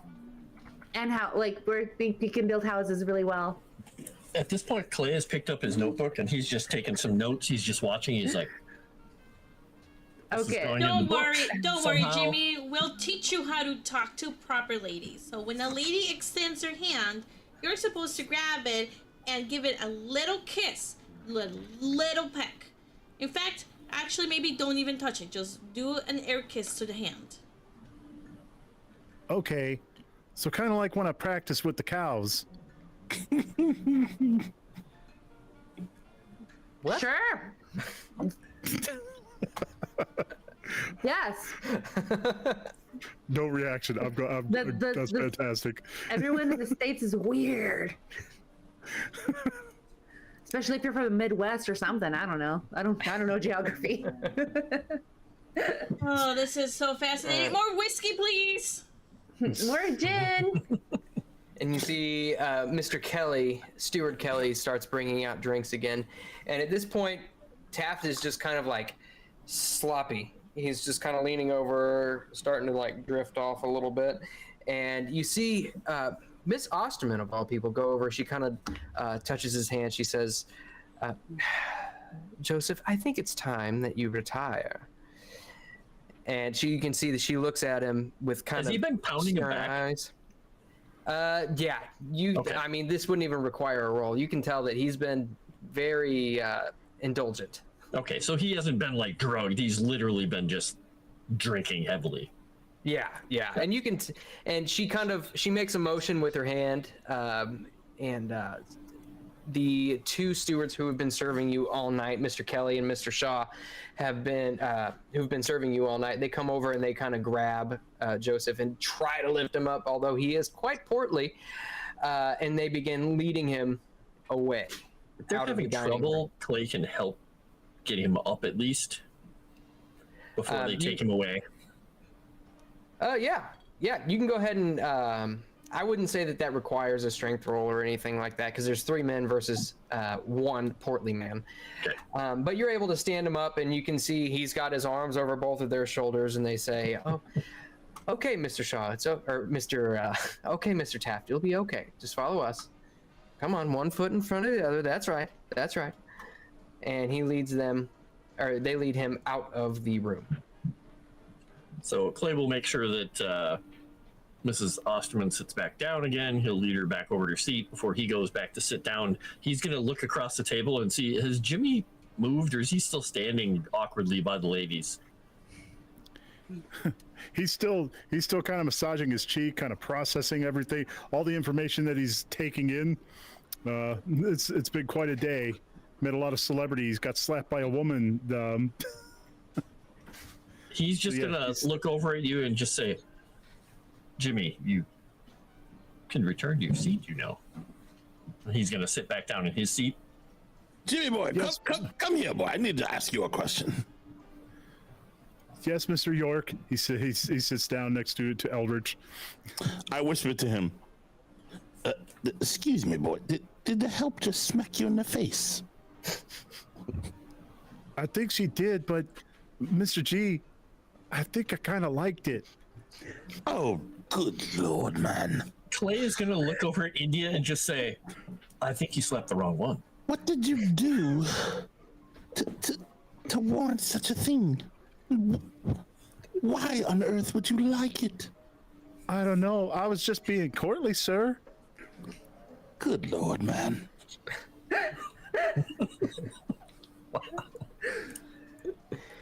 You failed your task, by the way. You're supposed to keep an eye on them, and you got smacked. So I secretly talked to Camila and be like, "See, our plan's working. We can manipulate him." Ha ha ha. Oh, you can 100% manipulate him. Goddamn corn-fed boy. Nice. Homie, sir. So this goes on for a little bit longer, and as you can see, the champagne is still flowing. Flutes upon flutes upon flutes upon flutes are being distributed to the crowd. And Camellia, go ahead and give me another spot hidden roll. Just a regular one this time. And Nomi, don't I'm forget gonna- to check your brawling skill, Yeah, I'm gonna spend. since you succeeded at it. Check my Yeah, I what did. skill? Your brawling skill, Brawl. since you succeeded at slapping Jimmy. And what do I do on that one? I'm so sorry because I'm still doing this. If you just clicked on, if you go to your skill sheet, Oh yes, I'm here. where fighting brawl is, if you click on the little dot next to the word fighting, it'll check it. Yes, Yeah, that just means it's for future reference, because you can increase it possibly later. got it. You rolled a 0. Yep, So I you use can- one of my token things. So as you're Holy kind of like, shit. that's insane. That is insane. Extreme success. So as you're kind of keeping an eye out, and especially not trying to make it too terribly obvious that you're watching Mr. Copperfield. But as you're watching him, you see he sits down as he grabs another flute and nods to his steward. He reaches into his breast pocket and pulls out a cigarette case Ah, and puts one in his mouth and lights it and begins smoking it and stuffs it back into his breast pocket. it was a cigarette case after all. That's not that exciting. I expected something better. And about this time, you all notice Joseph Taft actually walks back into the room. Surprisingly, not inebriated at all. He's walking in a straight line. He's got a somewhat jovial look on his face. Is there a And way he- to figure? Oh, sorry. Go ahead. Keep going. I was just gonna say he saunters back up to the table. Okay, since he is close by, is there a way to tell if is it somebody in disguise? Yeah, give me, I guess, another, well, what are you looking for exactly? Are you looking at his person, at his clothes, at his skin, or are you trying to gauge his demeanor? I'm kind of looking at him. I mean, you already say his demeanor is different, but I'm kind of trying to figure out if it's somebody that has like a costume that put like a fake like mustache. I think if he has a mustache or like different color things, is like the clothing fitting. Was it the same amount of the same type of clothing that he had before? Like something to kind of determine if this is the same person that just left. Yeah, absolutely. Go. You can give me another spot hidden check if you'd like.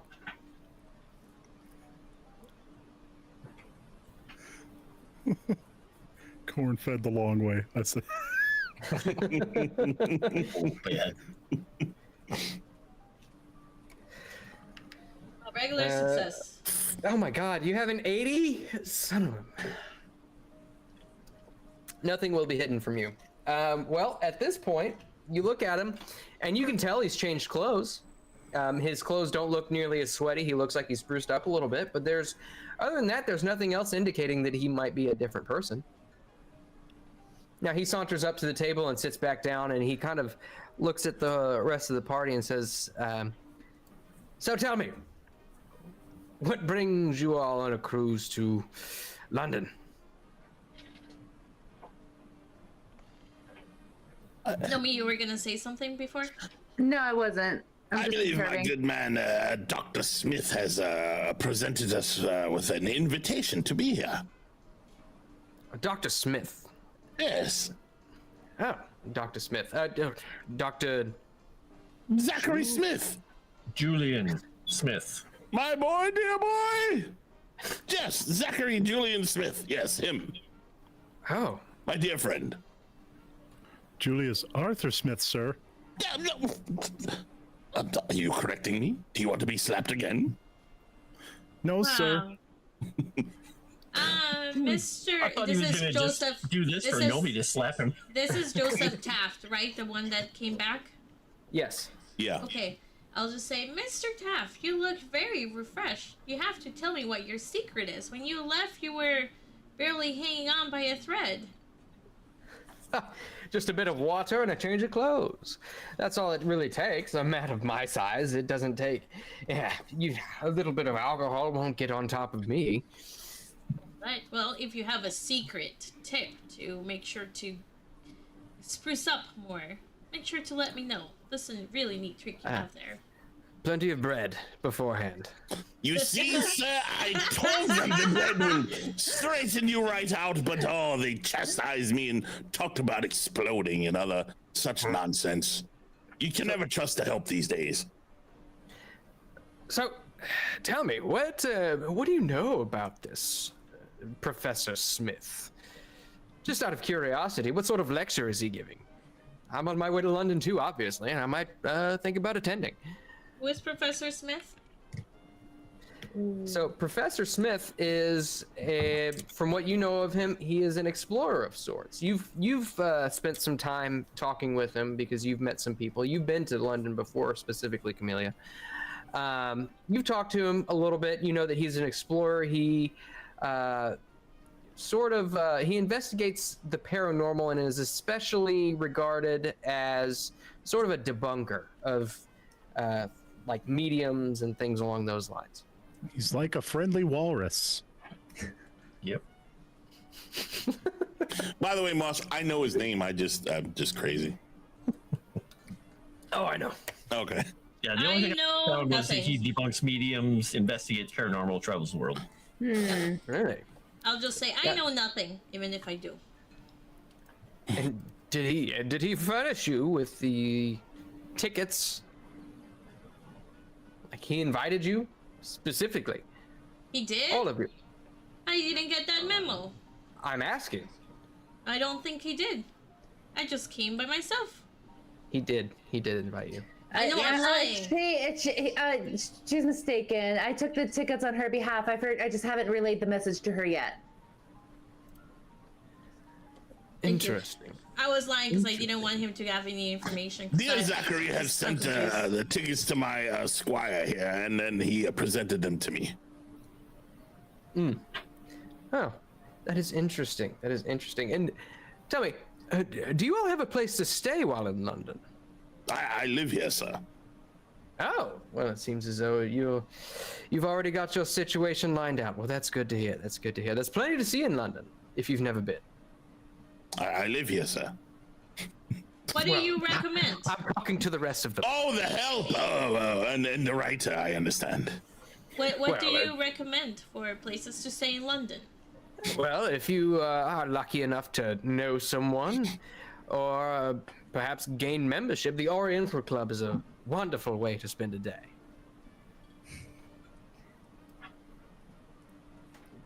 Now, do you know anything of just high aristocratic men over there? Those who like to travel to exotic places, like south of the border, if you know what I'm talking about. South of the border. You see, he kind of arches his eyebrow a little bit and looks you up and down, and then he kind of shakes his head. My dear, I'm afraid I don't know what you do. Do you mean Mexico? Yes. Like the independent country that it is, yes. Oh, well, I've not been myself, but I wouldn't really know much about it, unfortunately. Is it beautiful down there? Oh, it's quite exotic. Our beaches are lovely. We don't get the harsh winters as the north does. So it's like you're on vacation the whole time. But doesn't it get dreadfully hot? That's why you have to prepare yourself to survive the south. But I'm just looking for who has been around. Just wanting to connect with people who know my area very well, who's traveled, come through, passed by. Tell me, my dear, where are you from? I am from a little town called Delicias, Chihuahua. Chihuahua. It's in the state. It's quite silly to explain. Moss rules. No, Moss. His That was a good dinosaur base, computer. The moss has That was died. That was Aw. funny. You can still continue though, because since I Okay. have this stream, people can still hear us. Well, since he was asking, but to the whole table here, I come from a little poblita town called Delicias, Chihuahua, Mexico. Mexico is a state, and it's also a city as well, if that makes Oh. sense. Is it like it just has the same name? Yes. You can say it as Ciudad de Chihuahua in La Providencia de Chihuahua as well. Oh, that is so interesting, fascinating. I must go Yeah. there one time. You should totally come. My family has a ranch out there. Well, we had a little bit of something had happened to our property, so I'm just trying to escape from it all and just get my mind off of things. What That's are why I'm looking for people who have come to my town. What are extradition laws like in Mexico? A key question. Do you know why we're here? Wait, say that again, Roulette. What are extradition laws like in Mexico? Extradition laws. I'm having a hard time understanding that. Can you explain here, more? Moss? Yeah, I'm here. Oh, I'm trying to talk over them. Yeah, I'm trying to talk. Good man, Mr. Taft, why are we here? I'm tired of this prattle. Well, that's precisely what I'm trying to deduce. Why are you here? Well, I'm sure Zachary Smith has some intriguing news to share with us if we're all here. I mean, he's bringing the exotics here, so something must be up. Exotics. Exotic. Well, that is how she referred to herself, Jimmy Eyelash. What do you want me to say? Nothing, sir. You carry on. That is right. I must say, I've never met the man myself, but I have heard of his works, sort of. I was just curious as to what you all were doing, and maybe get to know some of my fellow passengers. Ah, yes, well. I'm just enjoying this wine, waiting for the show. What show is that? I don't know. That's exactly what I'm waiting Looking for. around like, show. You mean other than the show behind me? I'm not quite sure. And go ahead and give me another psychology roll for anybody who's like talking to him or listening to him. Definitely listening. El failure. Got an extreme success. Oh no, I got a hard success. Hard success. Okay.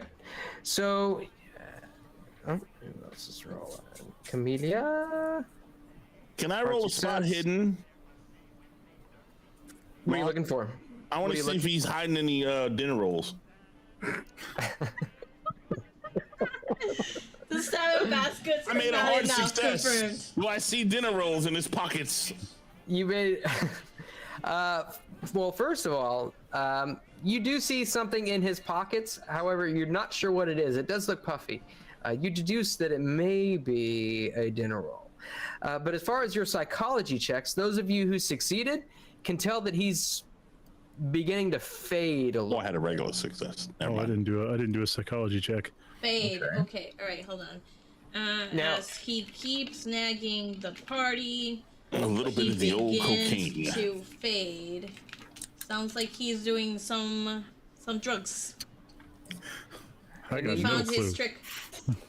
Yeah, and when I say fade, it seems as though whatever the alcohol is coming back over. It's basically almost gaining control of his motor functions again.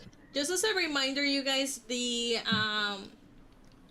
Eureka temporary point stuff, they go away after this stream, so you want to use them before this stream ends, because next stream you guys won't have any.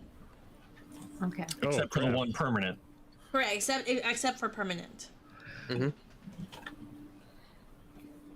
Just wait until we get into punching people, and we'll do it. My favorite. Punch, punch, punch.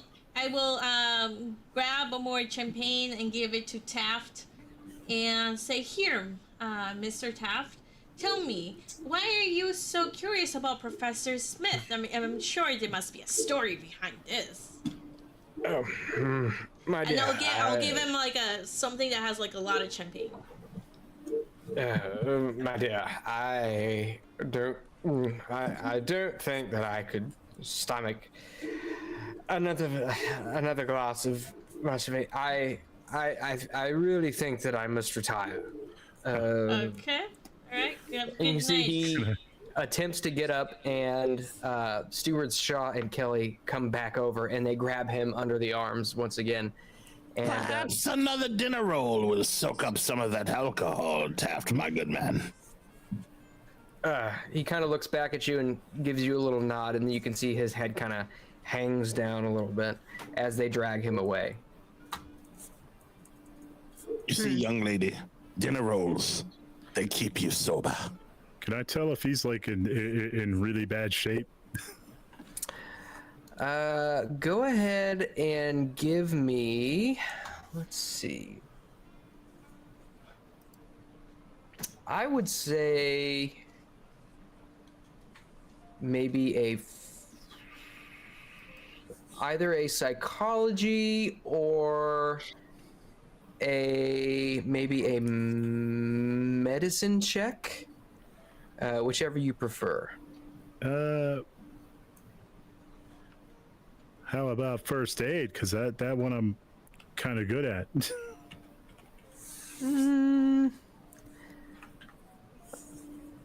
All right, yeah, go ahead and give me a first aid. Okay, This is I'm for gonna what? use. I just want to get a gauge of how bad shape this guy's in. Then I'm Got it. gonna use one of my Eureka points. Smart. Okay, let's try that again, but actually in the thing. Wow. Okay, I swear this never happens to me. There we go. They all Wow, say. okay. So that Jimmy is out of luck. Well, you added 10 instead of subtracting 10.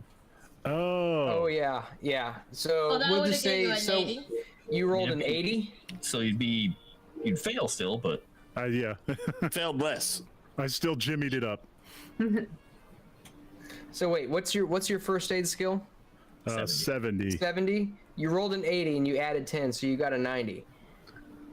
So no, that would have been you would have succeeded on that. oh, he rolled an 80. Oh, he did roll an 80. You're right. Yeah, because you met Yeah, her. he So rolled an 80. you would have just barely succeeded that. So it's hard to tell. I mean, it strikes you as odd that he comes back and speaks with you for about 15 minutes, and then immediately after 15 minutes, almost as if he fell off a cliff, he sinks back into that very, very inebriated state. Doesn't seem right. That's it. What would you have to roll to see if he is taking some type of drugs? Probably a medicine check. I don't know, Mr. G, but I think someone slipped him a Mickey. Who is this Mickey, and why is he slipping? I don't understand. They messed with his drink, Mr. G. Who? The ladies? I don't know. They are kind of sneaky, aren't they? Should I follow him? No. Why don't you stay here, young man? I might. He's need gonna get up and walk assistance. around while they're saying this, and like pick up Taft's glass and just kind of smell it. I don't Okay. know if you can tell anything by smelling it, but Yeah. Give me, let's see, what would be a good smell roll? I would say, I suppose probably another spot hidden Or medicine. or medicine. Yeah. yeah, medicine I have nothing. I have 1 point in. First aid I have something in, but spot hidden I definitely have. So, but In he's spades, no less. he's astounding at spot hidden. But I mean, I can roll it. Yeah, go ahead. All right, and I used a Eureka point on that, as you can see. So Do you really need to use? I mean, look at your spot hidden skill. I know I'm using it anyway because He's I want to using his see points. Yeah. maybe if he got something crazy, because that's like his most important thing. Well, he's insanely paranoid, which is why he has What's your spot hidden? 99. It's max. 99. Oh, wow. So you can Most of tell his points on it.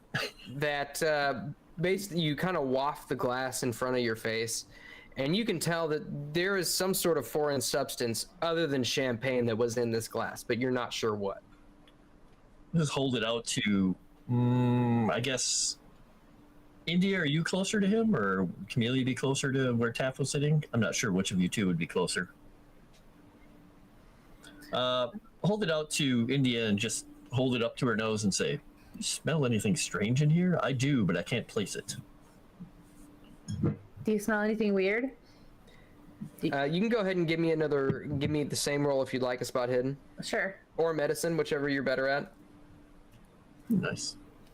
Dang it. I'm not familiar with these type of medicine. Let To me the best try of your smelling knowledge, it. it smells like champagne. Billy? Can I try Billy? smelling it? I'll try smelling it. You can take Billy- a smell, Roulette. Billy, Oh, why look are at they that. all smelling Nice. this man's I got an glass? extreme success. What the hell? Are you kidding me? How does this happen? Low rolls, you know. Oh my god. Yeah, you can It's like you can almonds. definitely tell. I mean, Joseph Taft was drugged, and it seems like whatever it was probably a relatively heavy dose, because there is a pretty strong sort of chemical smell. I would like to smell it too. Everyone's I- smelling the glass. I will relay to Clay and India that Clay is correct, and Success. it looks like he was heavily drugged. Yeah. Now Clay is going to go smell his own glass. Yes. If you want, you can give me the same roll for your own glass. Sure, not gonna do the point on. Whoops. Regular success. It's champagne. Somebody did this to him. Why would Now he's looking anybody? suspiciously. Why would anybody want to drug Joseph Taft? Well, he is related to a president. Clay is going to look over at Eldridge and say, have you ever known anyone to hypnotize someone? Hypnotize? I saw a show once where they did it. I mean, I have experience where I have been mesmerized before, but not quite hypnotized. Do you guys recall which waiter brought the drink to Taft? Was it Kelly or was it Shaw? Was it the bearded one? You remember it was actually it was the other one. It was Shaw, the clean-shaven one. The pretty boy. Interesting. Excuse Something is me, afoot. waiter. Is he around? Waiter. I'm calling for him. Yes, Young lady. ma'am. Could you order me some more rolls? I need to sober up. Things are getting intriguing here. This is Shaw, right? The one that came.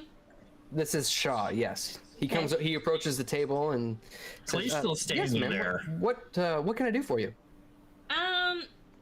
It seems like the whatever Mr. Taft drank is not he's not taking it well. Did you serve dear. him the alcohol, or did anybody else serve him alcohol? They put something else in his drink.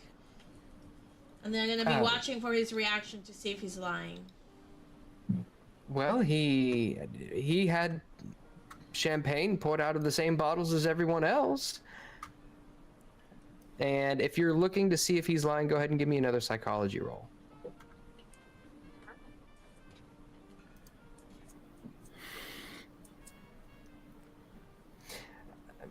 You can tell that he's not lying directly. He's almost he might know something. Okay. I'll say, so what you're saying is that there was something else in the glass? No, ma'am. No, of course not. What sort of a steward would I be if I allowed something like that to happen? I'll roll another psychology. Clay is just going to put his arm kind of around him and he'd clamp his hand down on his shoulder very, very firmly as she's asking him questions. So I got another success. And you can tell he's definitely getting more fidgety. Like he feels as though something has been found out. My dear boy, let me explain something to you.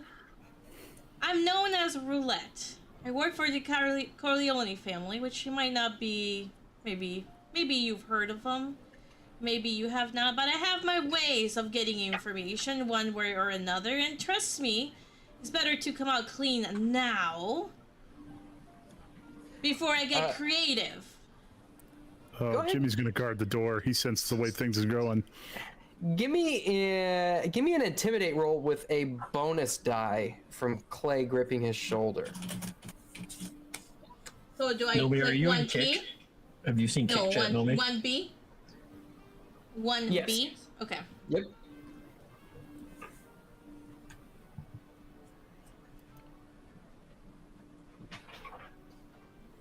So hard success? Yep. Nice. Okay. If you want, now this is one mechanic that I think I might have gone over it in the character creation, but I'll go over it one more time. So if you want, you can take 5 out of your current luck and make that an extreme success instead of a hard success if you wanted to do that.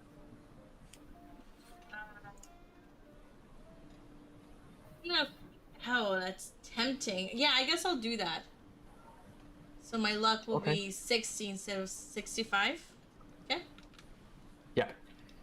Got it. Done. Okay. So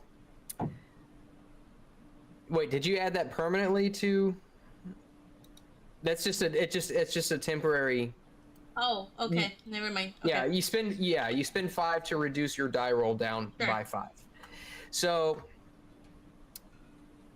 he kind of looks around, he looks at Clay, and then he looks back at you, and he looks at the whole room, and then he kind of tries to shirk away a little bit, but your grip, Clay, is too strong for him to kind of get out. He says, well, perhaps I know something, but I don't know who wanted it done.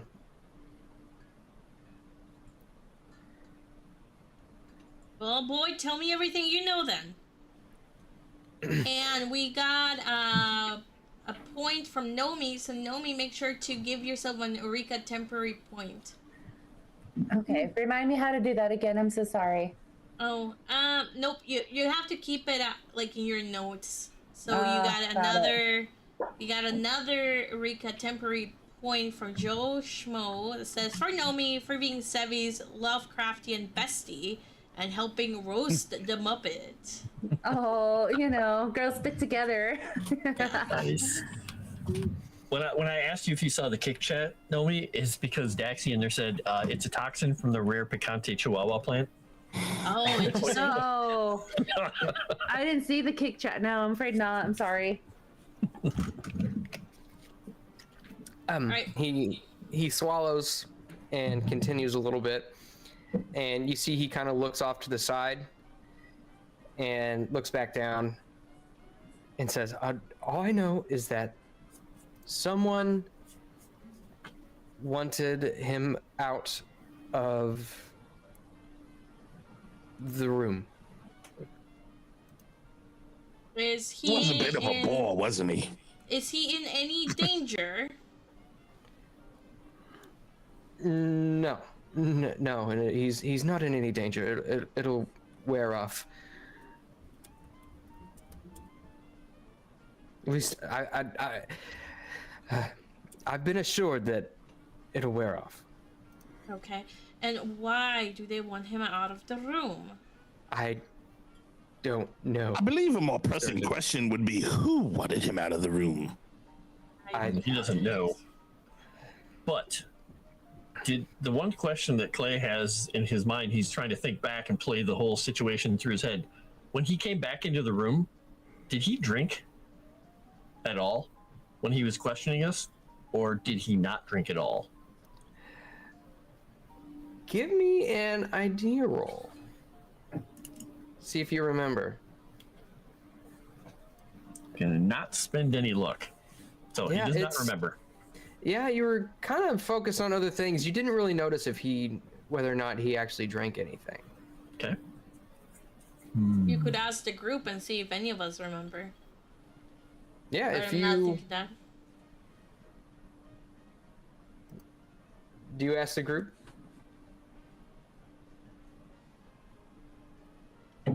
Yeah, I think he would. He would just say, "Did anyone see him drink?" I when he had a came hard back out?" success. Oh, nice. Oh, nice. Everybody else is like, "Duh." Oh, I have an extreme success. Nice. Eldritch Mort Gore remembers everything. About drinking, of course. Yeah, and India also got a hard success, so very nice. Nice. So those of you who succeeded, you don't remember him drinking anything when he came back. In fact, India and Eldritch, you specifically remember him turning down alcohol. Ah, okay. No, he was as dry as Mexico when he came back. Let me tell you. Jimmy, you have a major brain fart. You forget where you are. I was too busy watching Mr. Gore. Why is the floor swaying? So Clay is just gonna grab the guy, kind of like friendly, like a scruff back of the neck, like, aha, I'm being all nice with you, but he's just grabbing a hold of it, and he's like, if anything happens to Taft, we're going to be telling the captain. It just kind of gives him a little push. he he walks away and looks back at you all, and then begins walking back out the entryway door in a hurried motion. Mr. He's York. not coming back. He's not coming Mr. York. Who? If this man doesn't know who made him do this, then who does he know made him do this? A great question. It's possible he got a missive, a note. But we don't you think we should have asked? Oh, I think we should follow him now. That's a good idea. And Clay's just gonna kind of hold his hand out, ladies, you interested in an excursion? It sounds fascinating. I could use with some walking after all we just ate. You can walk all the bread off, Professor. Oh, don't worry. The wine will take care of that. It's a finely balanced diet you have. Serves me well. It's the worst. Help. So at this point, you begin following him. Are you all trying to be a little stealthier about it? How are you going about it? Clay is not exactly the most stealthy, but he's gonna attempt to at least, blend into the crowd as we cross the room. I'll roll stealth. Yeah, me Okay. too. Yep. You know what? And I'm gonna use my thingy, my Eureka. Yep. I even did. I should and use my Eureka. Shit. Clay is- I'm not. Myself Clay is is like 20. an icebreaker moving through the crowd, probably because he's huge. It's kind of hard for him to be no. like, no one sees me. I'm like a periscope in the ocean. Oh. Ah, crap. Oh, there Hey, you go. nice. We have Oh wow! stealthy I McStealthers. guess I'll try. Hey, Oh my god. Ooh, Okay, I'll you can spend spend- one. I'll spend 1 point of my luck to succeed.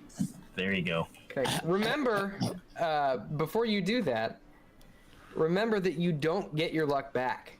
Oh, then I'm not gonna spend it It's then. permanent. Yeah. Somebody said, "Oh God, this is going to Okay. turn into a Scooby-Doo episode." Bear with me for Zoinks, Mr. G. What is that? Oh, Gamera. Nice. Yes. I think I might have drank a little too much to be stealthy in this situation. You had I'm going to go back and sit down. a lot of Scooby snacks.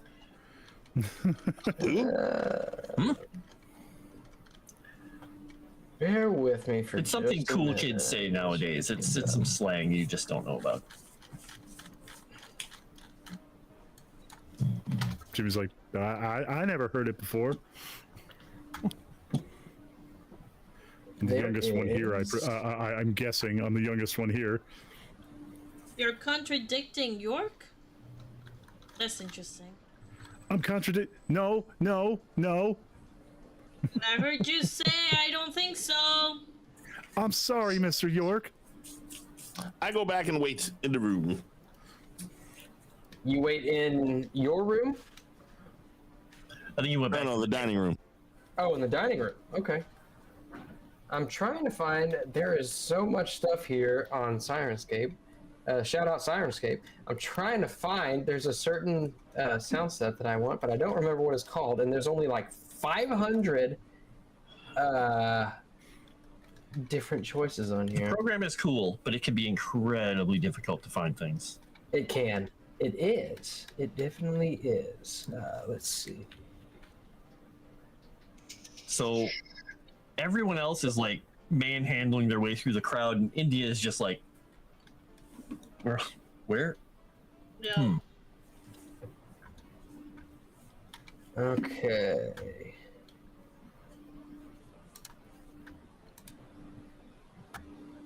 So you all make your way out of the dining room and begin following Mr. Shaw down the hall.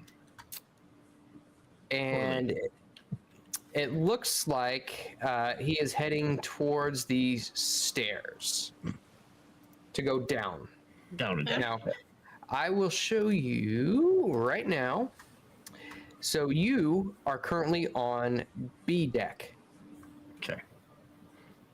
and he has begun making his way down towards C deck.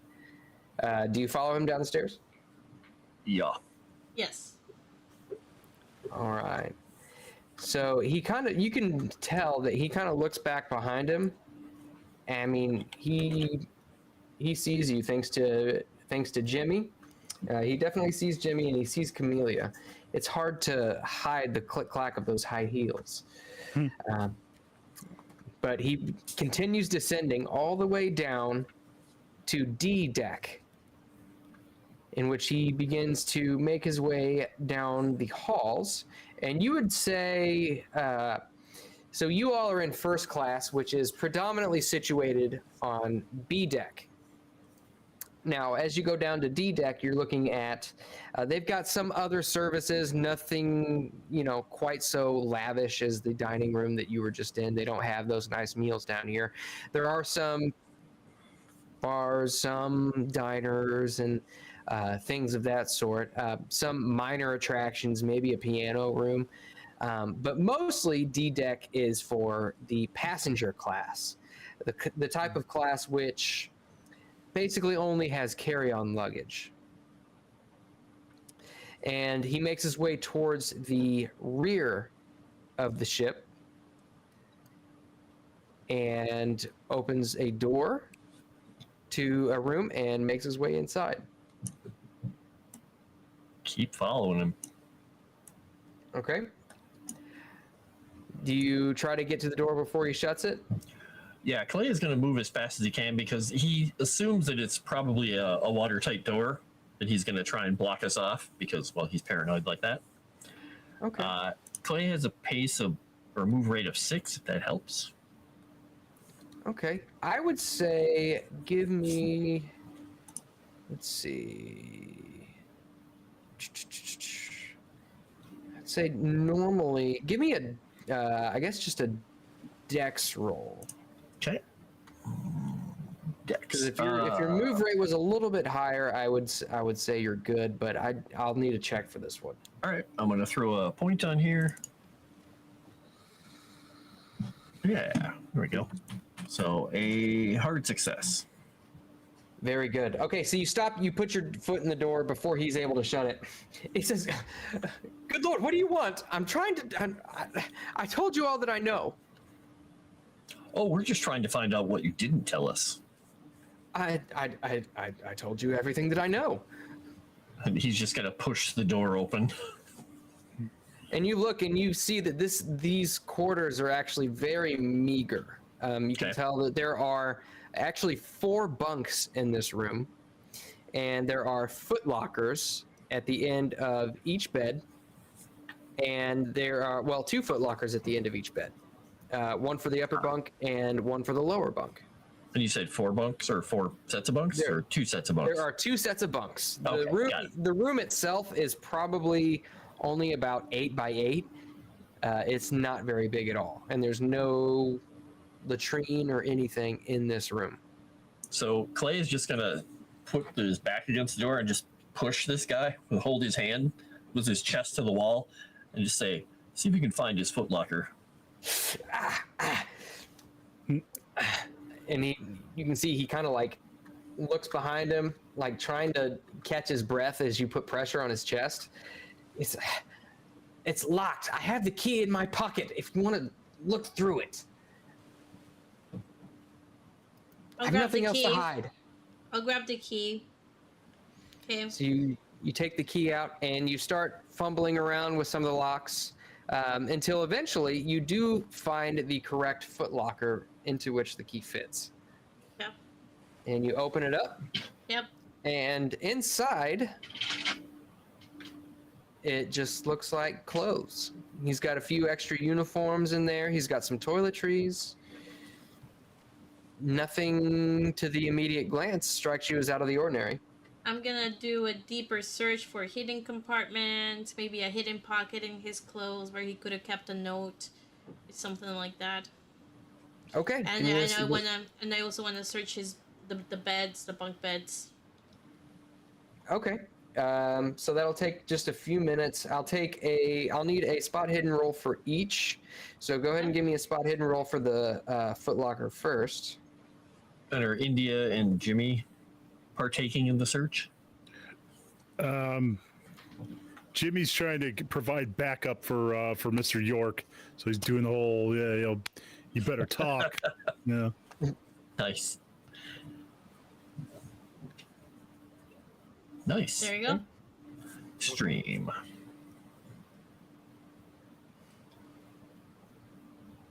Dope. Okay. So Camellia, your spot hidden roll, that is the first one's for the footlocker and the second one is for what, his bed? Or the bunks? The bunk beds. Yep, to see if he hid anything there. Okay. So you don't actually find anything else in the footlocker. Huh? However, with that spot hidden roll, you do actually find kind of in his bunk, underneath the mattress, he has hidden a small knife. Very small. You'd guess the blade is only 3 inches. I'll pocket it. Please, no. I need that for... Why? To kill people? well, defense. Why would you need to defend yourself? You're just a waiter. Well, why does anyone need to defend themselves? People are people, and people can be animals. I'm in the mob, People jump on the. so I could use that way more than you could. You're just a waiter. Just a waiter. Is there anything else that you need? Tell me, how did you get the information to spike this punch of sorts? I might return the knife then.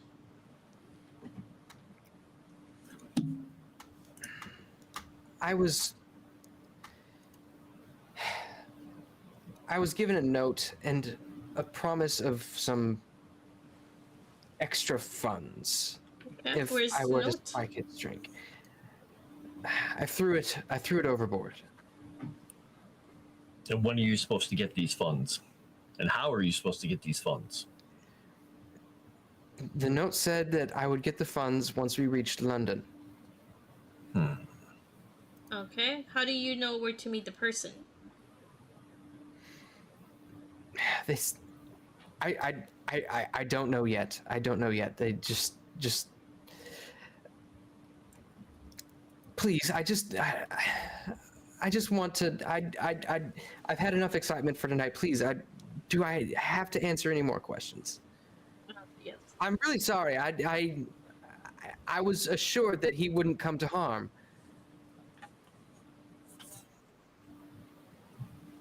Yet, if he dies, it's your neck on the line, and you have no note to show that this is actually real. So for all we know, you made all this up.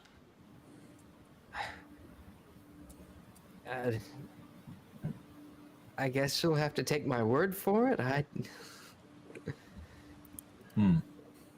If he dies, then sure. You can blame it on me. I'll turn myself into the authorities as soon as we get to London. If you live that long, we'll see. Because it's probably easier for them to just toss you overboard or kill you somewhere and then pay you money. So, good luck. What's the Cthulhu equivalent of insight check? It's psychology is basically what it is. Psychology, okay. Should have known. I'm gonna roll one of those. And what are you looking for exactly? Just try to see if this guy's being on the level with us, or if he's just telling us what we think we want to hear. That's a good point. You do know that he didn't drink from the champagne glass, so how did he get poisoned? Well, you remember he was drinking a lot before he came back. Oh, before he came back. Okay. Yeah. Okay. Yeah. That's what Clay was like thinking, that it could be another person or something, or somebody did something weird because he got drugged Yeah. and went then out he and got. came back but didn't drink again. I'm like, oh. Mhm. Yeah. Well, what exactly did you put down? Did you still have more of that chemical that you put in his glass? No, I was just given the one vial. Do you still have the vial? No, I was told to throw that away as well. On the note, you see, Yeah, I don't it know. You said guys have any specifically to questions? get rid of all the evidence. Have Do any you guys what? do you guys have any other questions for him? No, Clay is just kind of let him go and, grab his collar and, just straighten him up and dust him off. And then step back out onto the deck. I'll give him his little knife.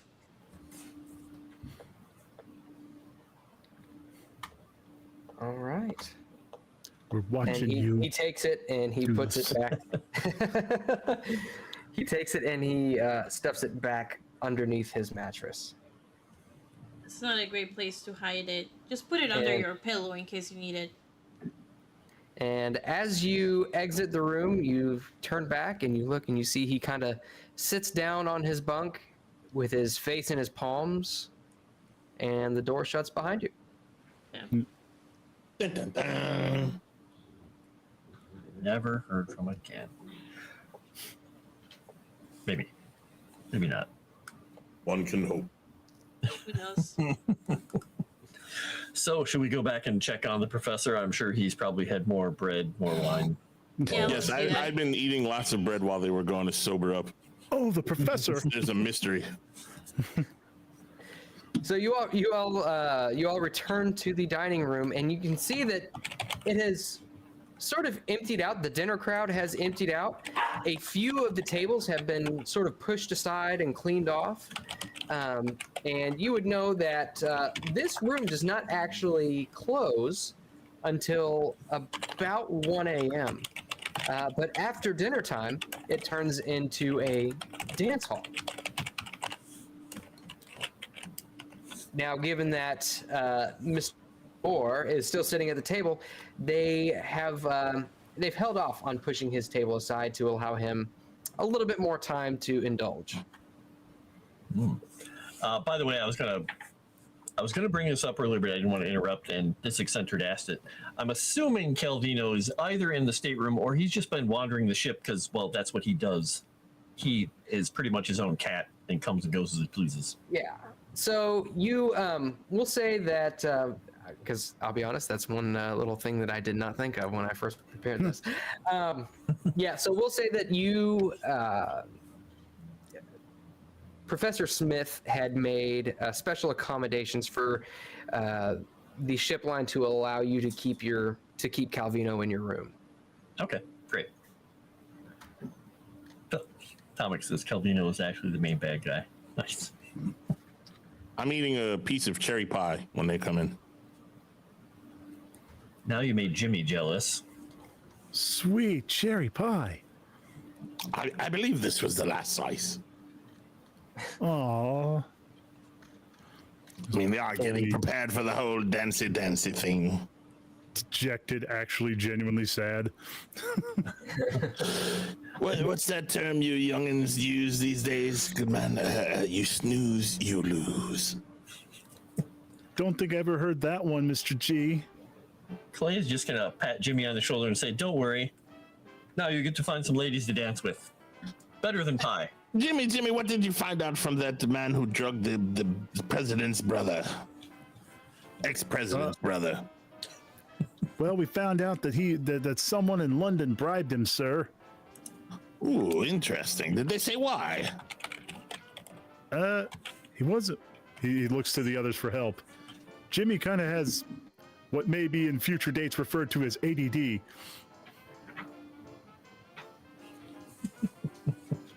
No, he didn't say. Just a few details. We don't know. We just know he was supposed to have gotten paid when they made landfall. Don't you find that kind of strange? I told him that he was probably going to not survive the trip because it's going to be easier for them to just toss him overboard rather than pay him, but... Sounds like a reasonable deduction. Excuse me, the wine is still, still lingering about. Reasonable deduction is what I meant to say, my good man.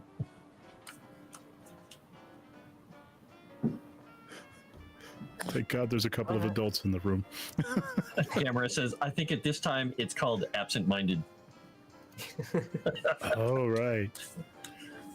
Scatterbrain's a term back then, isn't it? He's definitely scatterbrain. Well, we could use Erudai's favorite term he screams out when he's playing Alien, something noodle. It's not my fault. Oh. F noodle? No, not F noodle. No, not it's not my fault. Not it's not my fault. Or hey, No, it's a locker. Did somebody slip something into the ladies' drinks as well? This is the most quiet I've seen them since we've met. Oh, no, I'm just exhausted. It's been a long day. Oh, you're muted. Oh, no, Nomi, you're muted. You're muted. Oh no. My bad. I was gonna say a girl does need her beauty rest. Some more than others. Wow. Wow. And then Clay just says, Zing. "Oh, no one." I think you've had enough, Mr. G. Dance What? with Jimmy? Oh, I didn't mean her. She's lovely, I'm sure. I'm sure he is hitting all the buttons. I'm sure think- all the farmhands think she's the cat's meow. Wow. At least I won't be going to an early grave due to alcohol, pie, and bread. You don't know what you're missing. Life is meant to be lived. Yes, and I'm living it. Hey, Miss India, you want to dance? Oh, good Lord. Oh, Jimmy, you know how to dance? You see what I said? Farmhands. I'm willing to give it a shot, as long as we can get away from this awkward conversation. Give me 1 second, Jimmy. You're gonna catch these hands, Eldridge. That's what's gonna happen. Well, okay. He's gonna grab her by the head and lead her to the dance floor. Let's She's go gonna throw a shoe at you. You grabbed her in, by like, the moments. head? by the hand. Wow. Okay, Jimmy, show me what you got. Dancing wise, Jimmy. He's just gonna yell out.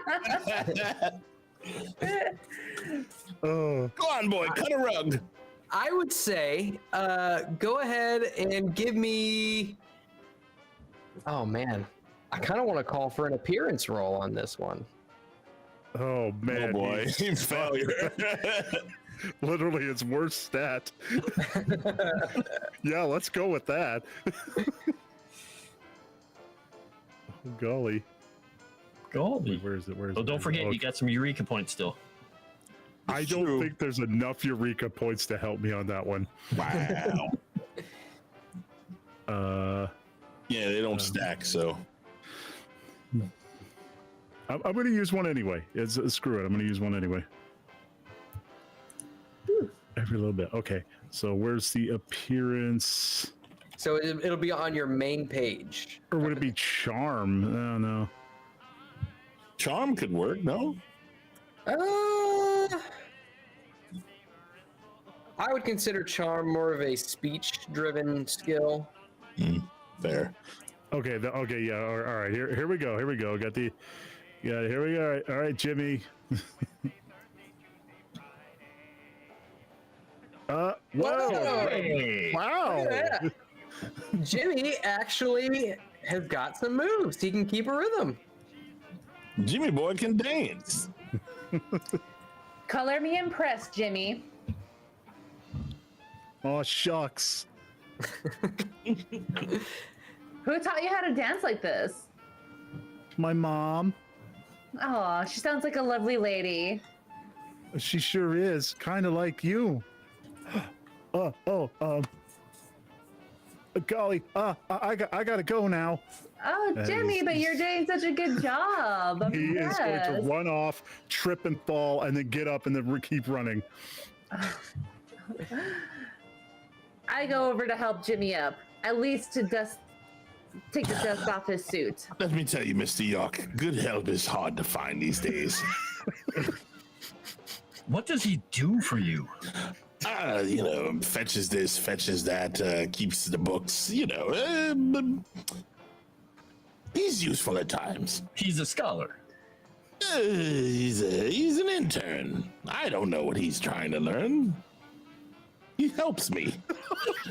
He's just gonna raise an eyebrow like, okay. I'm looking at the comments. The comments are wild right now. Jimmy Travolta. All right, so do you all continue reveling in the music and dancing and eating rolls? Suffering through the dancing and the music, yes. All right. And the merriment. So with that, you continue into the night and eventually retire to your rooms one time, and you decide the time is appropriate. And it is the next day. Go ahead and carry forward to the next day. Might want to kill that music. That's the only way I can sleep. What? So, let's see. Oh, there we go. So, with that, you all have plenty of amenities available to you. There is obviously the breakfast service in the very same dining room. There's also plenty of stuff that you could do. There's, like I said, the Turkish baths, the indoor swimming pool, there's skeet shooting. There is, well, really just about whatever you can think of. It's probably somewhere on this ship if you choose to indulge. I wanna check to see if I see Taft, to see if he's dead or to see if he survived the night. You totally took Clay's mental path. Okay. That is exactly where he's going. So, Moss, Where do nothing you else go? happened in that room all night that was interesting that they would have wanted him to leave that room for? That we noticed? No, Okay. no, it was pretty normal, pretty jovial. There was a few people, including the lovely bride and groom, who stayed up quite late celebrating. And you do remember the groom being more or less carried out much in the same fashion as Taft was. But he earned it. Yeah, he earned it the hard way. But out of that, other than that, you don't really remember anything happened that was out of the ordinary. So, where do you all go to look for Taft? Breakfast place, I guess. Okay. Me. I don't know about others. So Since it I'm is- stealthy, I go to the kitchen and see if I can find him there. okay, go ahead and give me a stealth roll. Do. Dang it. Okay. As you begin to make your way towards the kitchen, one of these stewards comes out and says, "Oh, miss, I'm quite sorry. This is for staff only. That's the kitchen. The dining room is this way." Okay. By any Just chance, in the other direction. have you seen Taft anywhere? I'm looking for him. I know he has connections here in the kitchen, so I was just seeing if I could have a word with him or see if he's around. Taft. Joseph Taft? Let's see. I don't recall. Yeah, no, I don't recall him making his way up here this morning. Okay. At least not yet. Perhaps he's still sleeping off the revelries from last night. Jimmy, my boy, why don't you go see if that rapscallion from last night is fared well through the evening? You know, the one that drugged the president's brother, ex-president's brother. Oh, you want me to check on the waiter?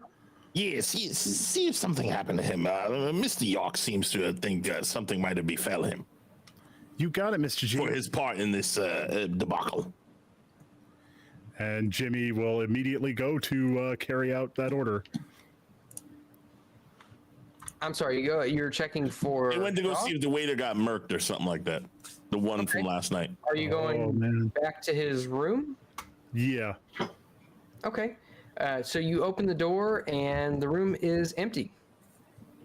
Empty? Like he's not there, or all his stuff isn't there? Well, he is not there. Okay. If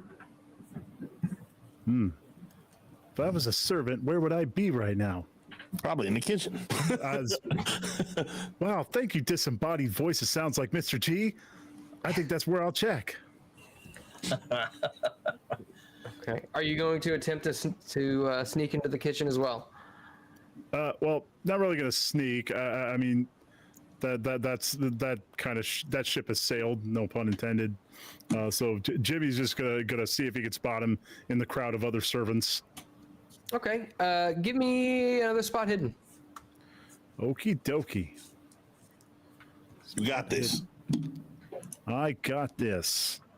You got this, man. There it is. All right, here we go.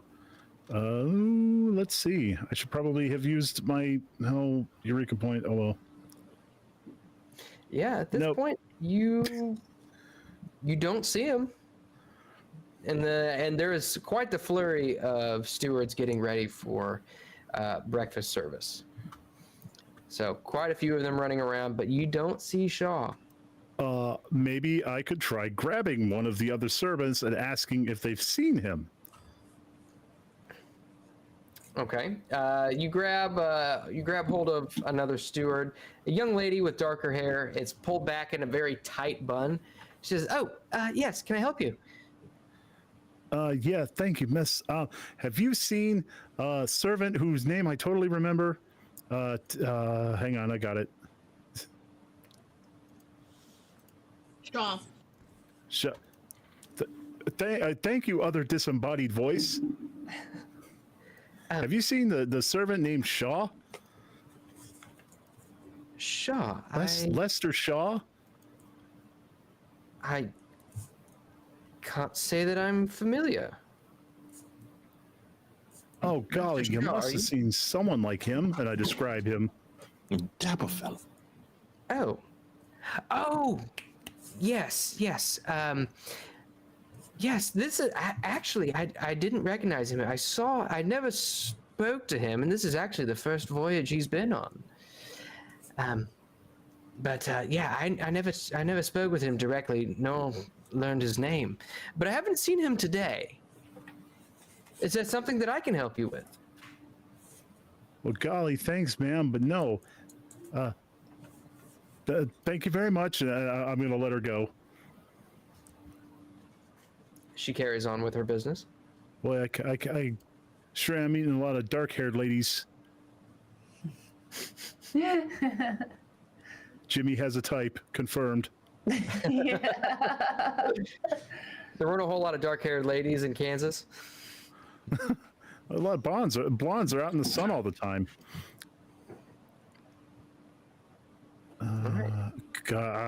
So I guess I'm going to go back to Mr. Eldritch Gore and report my findings. Nothing found, sir. Can't find hide nor hair of him. Interesting. Then I'm assuming that Clay is going to probably bump into Camellia on the way to Taft's room Yep. before going to breakfast. Yep. Oh, good morning. Croft, how are you doing this fine morning? Sleeping on a ship is... I can't describe it. It's like being home. I slept well for a That's change. But I'm just curious, I'm guessing like you are, if Taft is feeling any better. Same. For some reason, I'm sure the plot will thicken. I raise a concern. Have we checked his room yet? That's where we're headed right That's now. where we're heading. I thought that's where Jimmy went. Well, you went to the poisoner guy. We're going right, to yeah, Taft. okay. Sorry. Okay, so we'll just say that you ask around and you find out from one of the stewards where he's been staying. The room 23A on B deck. Yeah, As you approach the room, you see that there is a "Do Not Disturb" sign posted on his door. Just I kinda break in. Raise an eyebrow to the ladies. Okay. And how do you break in? Are you kicking the door? No, I use a little hairpin because I have. Yeah, I know. I'll get a little pin for my hair and then just kind of pick the lock. Okay. Give me a. Where is it at? Give me Sleight of hand? a locksmith check. Blacksmithing. Oh, locksmith. That's a thing. Yeah. Dang it. Yeah, the bobby pin, or there's something about this lock. It's just beyond your ability.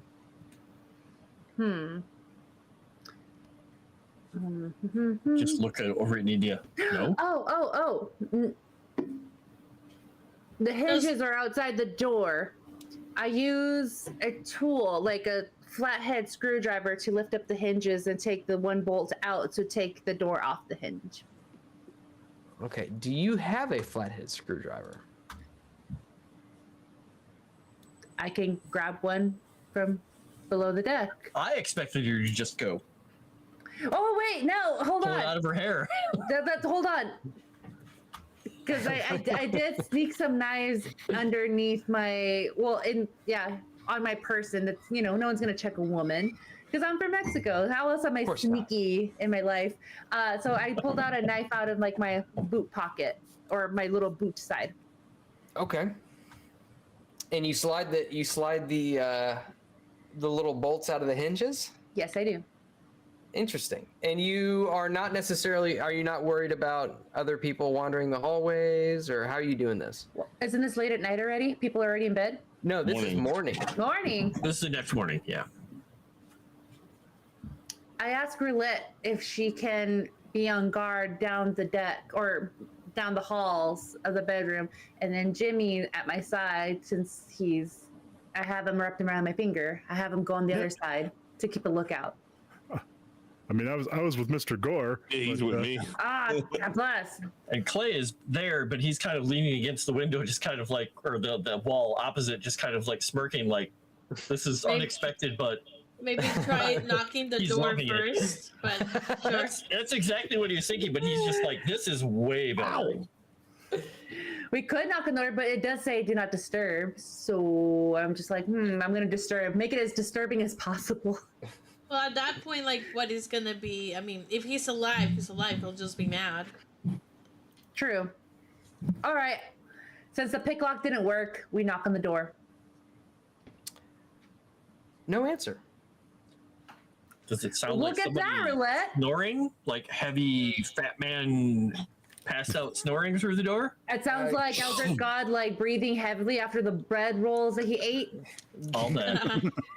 Give me a listen roll. Obsessed with bread, this All one. right, we'll do a listen. He's not great at it, but I'll use a point. I'll do one too. Hey, look at that. Extreme success. Mark another one of those off.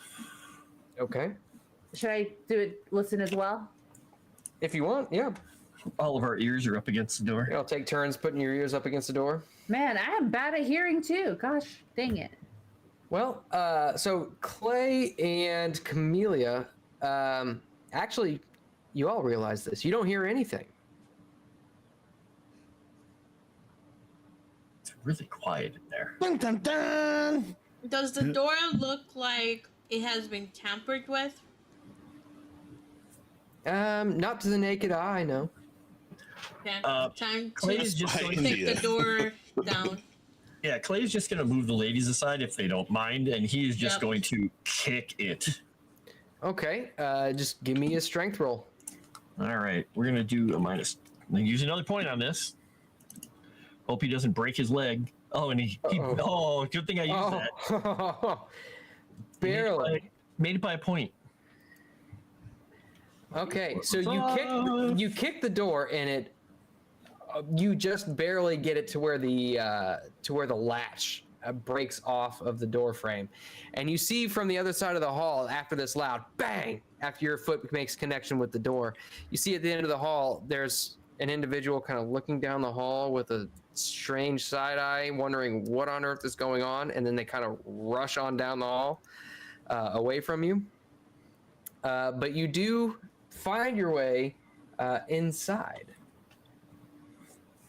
And hopefully we wake him up. And we scared Jimmy off. Scared Jimmy off. And with that, you see that the room does not contain a Joseph Taft. And I think that is where we will go ahead and call it for the evening. Dun, dun, dun. No. Very good, Right, very good. let me Happy move first us- session, everybody. That's the blast. We lived. Okay, there we go. Now we're back in the big screen. Excellent. All right, so I ended it a tiny bit early. Actually, maybe I should have said this earlier, but I don't know if everybody will be able to see it. But what I want to do is, at the end of each session, just go ahead and make your advancement rolls. Okay. Explain. God, I So you- closed the app. I have to reopen I know, it. I noticed that. I noticed that as soon as I started saying it. So, your advancement rolls, the rolls which you succeeded on this session, Uh-huh. and I'll have to get with Chris and have him do it later, because he just disconnected. But the rolls which you have succeeded on this session, you're going to roll that skill again, but the aim is to get higher than your actual skill rating. Ooh. Oh, that's never gonna happen. And some of them, it'll be hard. Yeah, Can I and use You cannot use any of your. Can I points use on these. Eureka in the opposite way? You can't use any of those on these. Horror Host super chatted $20. Good game, everyone. Just I'll let go for, Mud know who you wanted to give it to. I'll go for my thank spot you. hidden. Go for it. Yeah, I fell. Alright. All right. I need to I'm going to figure try for his listen here. Okay. Got to roll over a 30. Yeah, 95. Good. Look All at right. you. Go ahead and add a D10 onto that skill. Oh wow. Whoa! All right, then. He learned a lot by listening at that. All right. Okay, let's there find we my go. listen here. So, Are you roll a kidding me? D10. Yeah. Are you kidding me? Not only do you roll under when you're supposed to, you also roll over when you're supposed to. How is this possible? I don't know. I got a 5. Oh my god. So your listen is now at 90. Nice. This is unreal. I didn't think it was possible in this game. I didn't. I sincerely didn't. Possible. It's always possible. For sure. We're gonna get a Sevvy death here. We're gonna get it. No, Okay, hold on. Rudai, I'm sorry I doubted you. Thank you very much, Horror Host. Oh, there you go. There we go. I did not move up in psychology, and let me do spot hidden. Oh, I did not move up. Okay, I moved up in 1. All right, good. So you're not a complete powerhouse. Right. All right, Nomi, did you succeed in any rolls this session? I don't recall. Yes, I did. But I, Oh did yeah, no, brawl? you did in Fighting Brawl. Yeah. yes, so I did. Go ahead and roll that. Oh, you're screwed there, Jimmy. Smacking Jimmy around. Dang. Yeah. Not quite. That- Not yeah. quite. Let's see, right. what else did Clay do? Psychology and spot hidden he's got, but he can't go up in spot hidden, so there's really no point for me to ever check it. Well, actually, can you go to 100? I don't think you can. I don't believe so. I'll have to. Let me double check. Well, we'll try his psychology here and see. Ooh, he rolled over it. Very good. So he's going to add a d10 to that. Yep. And a 1. Better than it was before. 1 whole point. Psychology. Right. Frost, you got 1 temporary point, Eureka point for next session. Everybody's Eureka temporary points should be back to 0 now, and we'll see what we get next time. All right.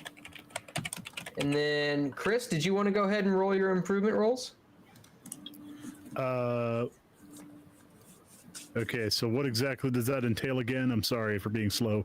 Oh, that's okay. So what you want to do is take a look at the skills which you had succeeded rolls on, and you want to roll over that rating.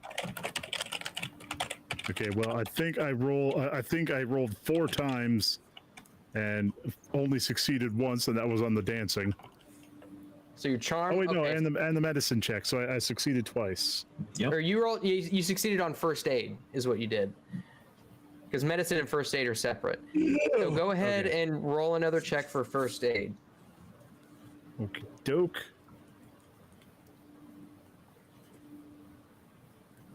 Oh, Stays the same. Extreme success. So you didn't learn anything, but it's okay because you're still really good at first aid. All right. So does that conclude all of our improvement rolls? Wait, did he roll for the dance? So your appearance you don't roll on since that's a appearance. genuine I character. That's a gotcha. general characteristic. Gotcha. All right. Okay. So does that conclude our improvement rolls? I Looks don't like it. think we really used almost anything else. Yeah, this was a very spot hidden heavy session. Yep. But that's okay because we'll have plenty of sessions that require a lot of different stuff. Though we have to say, first damage dealt in the whole campaign was India to Jimmy, so that's pretty impressive. I like that. Congratulations, Nomi, first friendly fire. I like it. Thanks. All right. First blood or slap. So you great took it first like a game, champ. guys. We'll just go around the horn here and see what everybody's got to plug. And let's go ahead and save Sevvy for second to last, me for last. Nomi, why don't you go ahead and tell everybody what you got going on? Hi guys, I'm Nomi. You can find me on Twix at Nomi Without You and my YouTube channel Nomi Without You. Every Thursday I do have a show called Dames and Dorks. This week actually I will be having Eureka as a special guest. So come through Thursday at 6 o'clock Mountain Standard Time. We'll be there, and then you can also catch me on Midnight's Edge Espanol, where I'll be making shorts for them, and it's all in Spanish, so if you don't speak Spanish, go the other way. Or watch it if you want to learn Spanish. That too. And tag whoever you want. Oh